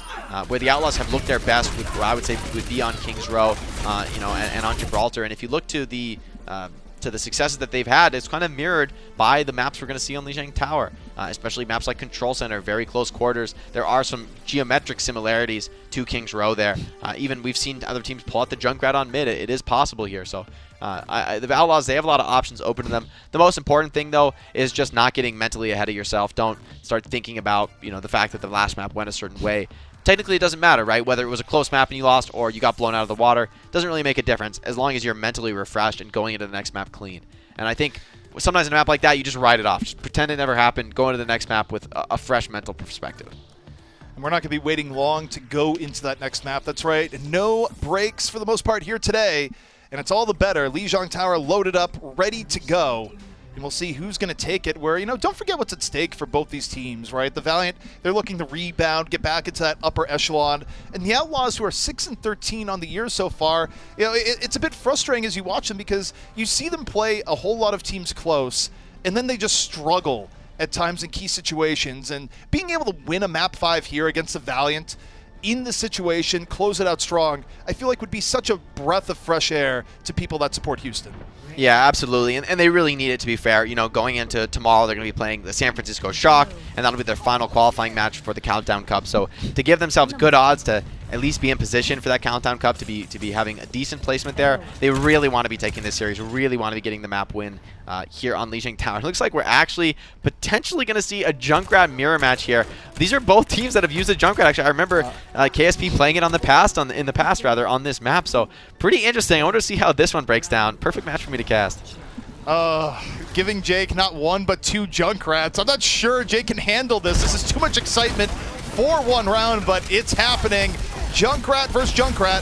And so far the Outlaws, a little bit more space control to start things up, but hydration again awfully low. Immortality fields forced down both sides, and Linkster finds KSF for the opening pick. And Dante's going in. He wants blood. Beautiful aggression. I think the Rhine just got a bit more value than Orisa in the mirror match. I mean, it's not a mirror match you normally see, but I think Rhine's power to just send it down mid, even if Orisa generates more value over time, that's a quick fight, right? It's very explosive. It goes fast. So the fact that Rhine just has a bigger initial shield advantage ends up mattering a lot, as now the choke, breaking this choke is extremely difficult, especially in the mirror here. Linkster has a massive advantage as well on that Symmetra shield wall, which could be pretty rough to break, as Valiant TP in aggressively here. They're going for the teleport, but guess what? Dante's holding in the back. He has the tire and doesn't even need to use it. Last run Dreamer just got plunked on moving in. And yeah, I mean, you're totally right. You mentioned the advantage here in the defense. Breaking into this does not seem pleasant, not even a little bit. No, and Linkster's Symmetra, we've seen him have a ton of success in the past here. On Symmetra, actually. It's a hero. I remember playing him. He had a great frag clip on Nepal Village, just carving them up with the particle beam. So I love to see this comp come out, and it's pretty funny to see this in the mirror. Like, this is incredibly rare. Usually if one team brings this cheese out and the other one plays some standard hit scan, and it's exciting, but it's all the more fun, I think, to see the mirror, especially with the dynamics between Symmetra and Junkrat. It's a matchup in particular, I think, that can be so explosive, because you send that TP in, you try to group up your team and flank, and sometimes Junkrat's waiting there and just bursts your whole team down and splits you all up, and it's just complete chaos there. So so far that chaos, it's been favoring the Houston squad. I hope you're aware of all the glee in your voice as you're describing, essentially the quintessential Junkrat death trap. It's like, okay, and now Junkrat's going to sit here, wait for 3 people to head on in, and then blows them all up. I love Junkrat. That's basically what I got out of all that. But, hey, I also agree. I think it's great to see Junkrat have his time in the moment. But, of course, we do have a little bit of pause right now. McGravy, questioning, going, you're pausing. But, just a little bit of banter back and forth. Now, let me ask you, you're a player in this situation where you've been involved in pauses of all sorts, right? And you're in the spot here. You just lost the first fight. You have to re-engage into something that's defensively very good. What are you talking about now as you're almost kind of iced out? Well, it's all about getting value to the ultimates here, and especially with the Batiste amplification matrix, amping up a Junkrat is terrifying. I mean, he can just one-shot your backline, so you got to be very careful and got to get maximum value, particularly out of the immortality field, especially with both Rip Tires about to be in play. Valiant, this time, they're going to break the choke relatively easily. Looks like Houston wants to play back on the point. Early Rip Tire from KSP. And actually, both teams Rip Tiring, but Lastro shuts his enemies down. Dante's gets deflated. KSP's explodes. Meko out of the fight early. The Outlaws now perhaps going to have to give up some room, especially with Dante falling. And just like that, I mean, defensive position or no, the Valiant find their way through. They take it away back from the Outlaws. Now the Outlaws have to deal with the situation they themselves just found themselves. Yeah, it does come down to the Riptire there. Finding the enemy Sigma is just about the biggest value you can get with the ultimate, at least in this mirror match. So nice work by KSP getting the most of that, and as well by Lastro. That was a really nice break on Dante's Riptire. Using the Amp Matrix just for that utility. Hey, it's worth it if it keeps your team alive.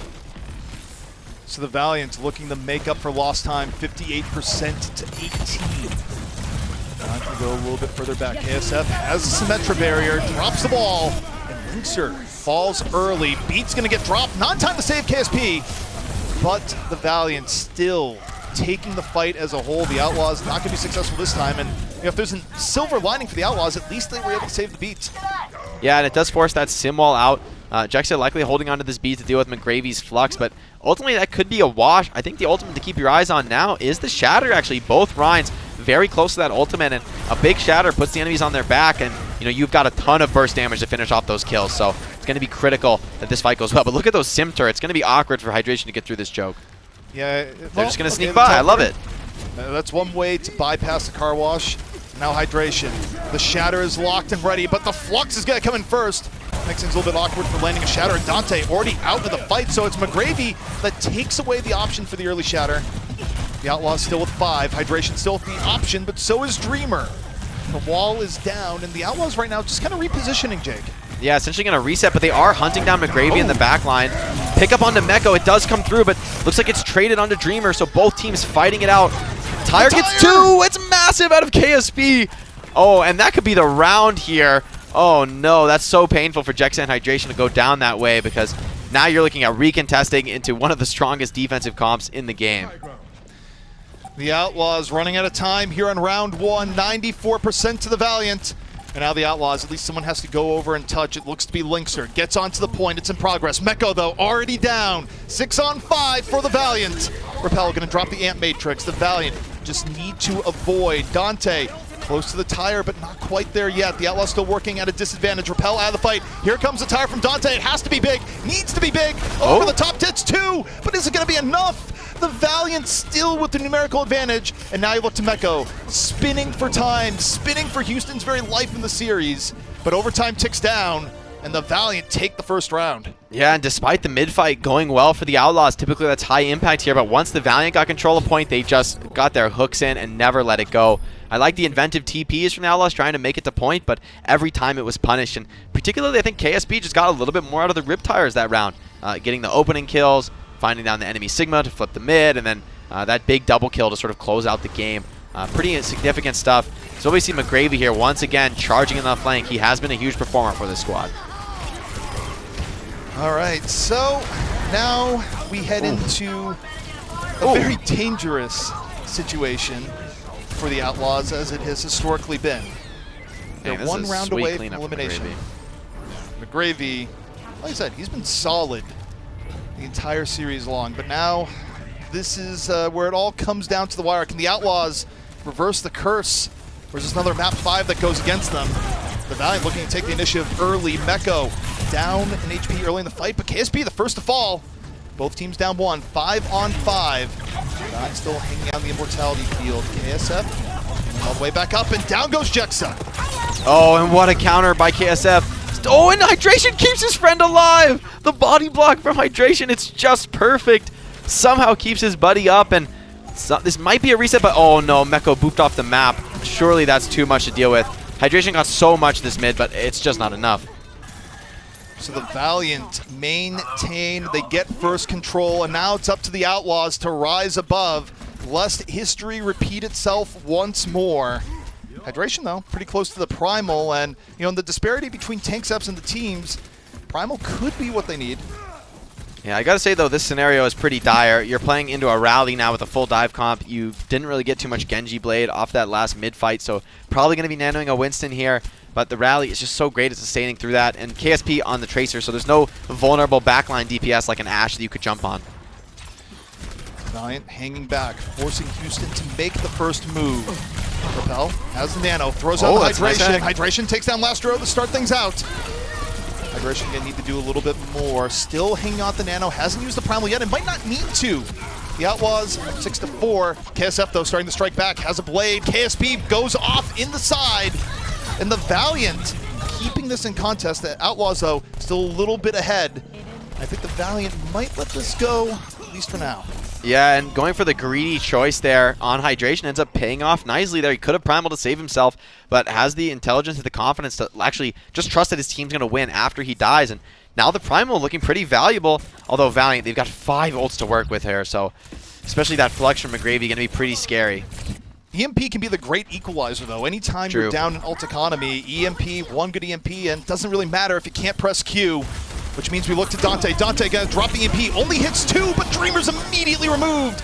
That could be just enough. Dreamer's gone, but so's Repel. KSF, the blade into the back, denied. Meko able to stop it midway through, and Hydration gets the knockoff McGravy into the pit.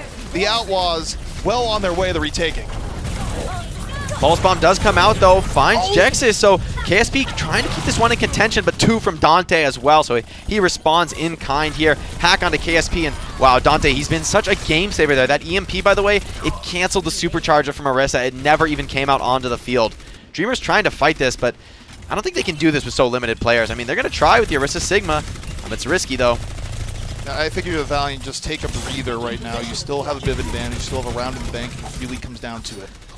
But now the Valiant, they're setting back up here once more. The Outlaws looking to take the initiative. The nano on the Hydration, it works out. Lastro just gets stomped again early on. And Hydration, I love the patience here. Doesn't go for the bridge, doesn't go for anything that could result in pickoff. Just secure the fight. I actually love this choice by KSP to come out on the McCree, but I wonder if it's too little too late. It does offer great utility against Dante's Sombra, but Dante's already gotten through this latest farm phase, so the real danger from McCree is when you're trying to farm EMP. Generally, it's a lot harder to deal with a Sombra that's just going to EMP and teleport out, and here Dante's going to finish off his EMP charge and just probably head home. A little greedy there, but ends up working out fine.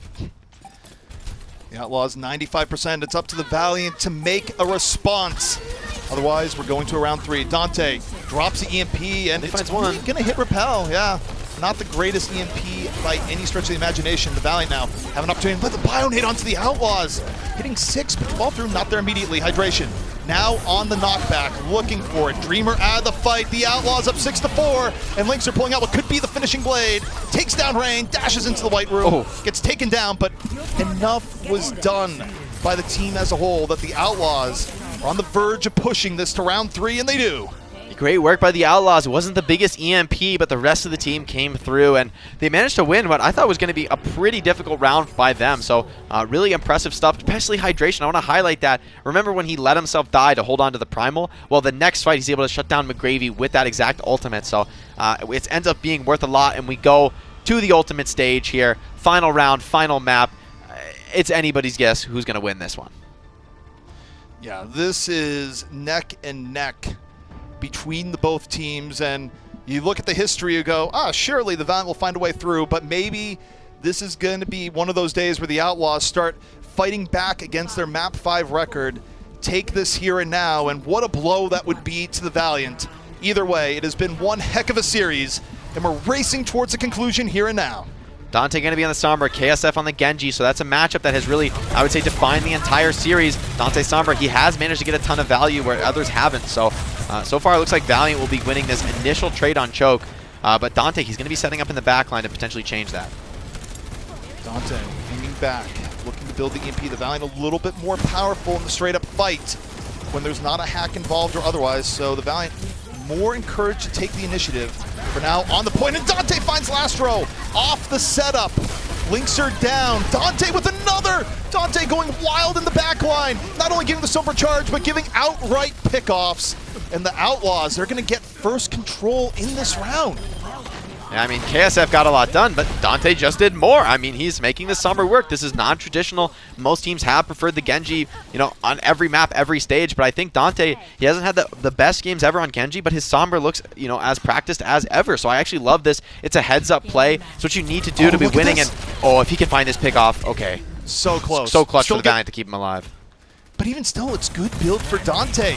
Dante now, if the Outlaws slow play this just a little bit, is going to have EMP for this fight to build the economy of everyone else. This is such a tough spot for the Valiant, and McGravy already going down low. Immortality field needed to save there. And Dante has the EMP. Everyone in the Valiant is clumped up. This could be so big. Here's the Flux. Is EMP going to come out? Dante waiting, drops it, hits 3. No, 4. Dreamer down. And Lastro out of the fight early. The Outlaws continuing their assault. The Flux, though, in. KSF still around in the fight. The Valiant looking to turn it back around. McGravy still a threat in the back. And the Valiant somehow, some way bring this back. KSF and McGravy do not fall in the initial fight. Yeah, I think that's really on KSP just having a much faster charge on the Bob here. Links are only at 70%. Dante, once again, back on that farm game. He's such a nuisance. Even these losing fights, he doesn't die. He stays alive to just continue charging that ultimate, and that's why he's able to get these EMPs off so quickly. However, now it's going to be a little bit more awkward for Outlaws to retake. The Sombra could be that crucial hero, though, to potentially force point or find a hack on an enemy backliner. The Outlaws on the way forward. They drop the supercharger early. They deal with the immortality field. Still under heavy pressure. The Valiant, though, go a little bit too deep. McGravy, this time punished. And no Sigma on the field. It opens everyone up for the Outlaws. And Linkser, one after another. Should be the Outlaws on the retake. Yeah, Linkser finally coming alive here on the final map. That's exactly what they needed from him, and a quick flip. However, now, once again, this ultimate advantage just swings back and forth. Both teams committing heavily for these retakes. My eyes are on Meko's ult charge. He needs to get this up before the aggression can come in from the Valiant, because an uncontested bongo, it could be deadly. However, Dante, I mean, the man almost has another EMP. He's a freak on the Sombra. Meko very close to the Flux. The Valiant running out of time. 71% for the Outlaws. The Valiant need to take this fight now or they won't get another. Dreamer waiting. Supercharger down. The Valiant make the move. KSP connects! Finds Linkser early. Sends out the bomb. Meko dropped the Flux in the middle of it. Doesn't really work out too well. And the Valiant get the fight they need, courtesy of that Supercharger KSP connection. Yeah, the instant headshot on the power of the Supercharger just blows Linkser away. Still, though, a long way before the Valiant can actually secure this map. And Dante, I mean, he's got another EMP online here. So despite having nothing else, the Outlaws, they can rely on Dante because this EMP might be unexpected, too. If McGravy commits a Flux and it gets canceled here, that would really be the nail in the coffin here. Outlaws probably just win this if they can get one clean cap. It's all about Dante and the EMP relative to the Valiant as the Outlaws look to win the series in a map 5 victory. Is now the time. The hack comes out early from Dante. The one key thing for Dante here, Jake, do not die. He's just forcing point, though. He's going to get the cap. Somebody has to stop him. I mean, you can't allow him to just cap like this. Got it! This is so good for the Outlaws. It buys them exactly the time they needed to get the EMP off in the end. And even though a recap comes in for the Valiant, it doesn't matter. Dante, he's set up in the backline once again. Dante's ready to go. The EMP is out. Strikes 3. Dreamer in danger. Down he goes. KSF can't blade. The Bob finishes it off. And the Houston Outlaws, off a long setup, now back on the point. They take control. And now the Valiant, do you have a miracle left in you? McGravy to touch the point. The Outlaws, Linkser does it again. Strikes down KSP. And now it's just about delay for the Valiant. But that shot on the KSP from Linkser could have been it. KSF the blade. It's going to have to be gigantic. He's pushed back the immortality field, ruining the initial assault. But wait. Goes in, sets up McGravy and Dreamer. No. The Valiant are not done yet. The Valiant Valiant roar back in! And now the Outlaws at death's door. Absolutely incredible stuff from KSF. That fight looked all but over, but the Blade just somehow gets the value there. Valiant crawling their way back into this series. Down but not out. Meko delaying on point, but the boops them in and they cannot touch. Oh, it's happened again. Tragic. Beautiful work by the Valiant, though. What a clutch. The Los Angeles Valiant defeat the Houston Outlaws in Map 5. Oh, of all the Map 5 losses Houston has had, that's one of the most painful. They had that fight just about in the bag, Jake, and the Valiant, they were down to not even their last life, kind of a quarter of a life, and they stalled just long enough to bring it back. That is heartbreaking. Yeah, great awareness, too, by the Valiant to play that fight slow and careful. Just touch point one time, another time, keep that overtime wick burning, and it bought time for KSF to get his blade out. And honestly, when KSF went in with that blade, I didn't think he was going to get much out of it. It looked like a really tough one, but his team supports him, his team gets aggressive, and Jexit goes out for the bash, but ends up finding himself overextended, finding himself out in no man's land there. So while heroics came out from both teams, it was Los Angeles Valiant going to secure that match. And, to be fair, pretty incredible performance from them throughout, especially thinking back earlier to the series. That first round, they looked so dominant, and then on Volskaya, they really brought it together for an incredibly dominant round. Well, that brings us to our player of the match presented by Xfinity, and this was a very close call, but it is going to be KSF. Just consistency, Jake, time and time again over the entire course of the series, and you love to see it, and it's something Valiant fans can look at and go, okay, that was good, more of that. Definitely. I mean, he's been grinding, and it shows. The Genji looks really sharp, not only when he's got the blade out, but also in the basic form with the shurikens, able to still get those dash resets, still find the opening kills for his team. I mean, we were hyping up Dante so much in that final round. KSF was also producing kills, also cutting down Linkser early, getting his team advantages in that way. So pretty impressive stuff from the Genji in particular. I love the way he combos with his team. He's always setting up for the halts perfectly. And ultimately, I think what it comes down to is how consistent he is. As you were saying, like, it's every single time he's getting something out of the blade. Rarely did we see him overextending, going for more. He just gets whatever he can get out of the blade. Sometimes it's a huge team wipe and a cleanup. Other times it's 1 or 2 kills and he backs out, stays alive. But that sort of understanding of his limits is what allows him to play at that top level where, when the first blade doesn't necessarily wipe the enemy team, at least you live and you start charging the next one compared to overextending and dying and getting completely reset, which is a really painful place to be. So the intelligent play from KSF, that wins out in the end. And I think it's so fitting to be player of the match when you think back to how KSF called it out at the start of the day, saying there was only going to be one outcome to this match, and that was a Valiant win. And while, it got really close to being the other side of it, but it wasn't. KSF backed up his words, and the Valiant, I mean, there's wins that feel good, and I feel like this one has to feel great. Yeah, I mean, and what an incredibly close series. We did get a pretty amazing one here, and I'm happy to see as we've gotten a lot of 3 Overwatch in our Fast Cassidy piece. We're finally rewarded with a great series. Both teams putting up a great showing, and ultimately it's Los Angeles Valiant walking away with the win, but it's not over yet today. No, definitely not. We got the Watch Point post-show heading right at you right this moment.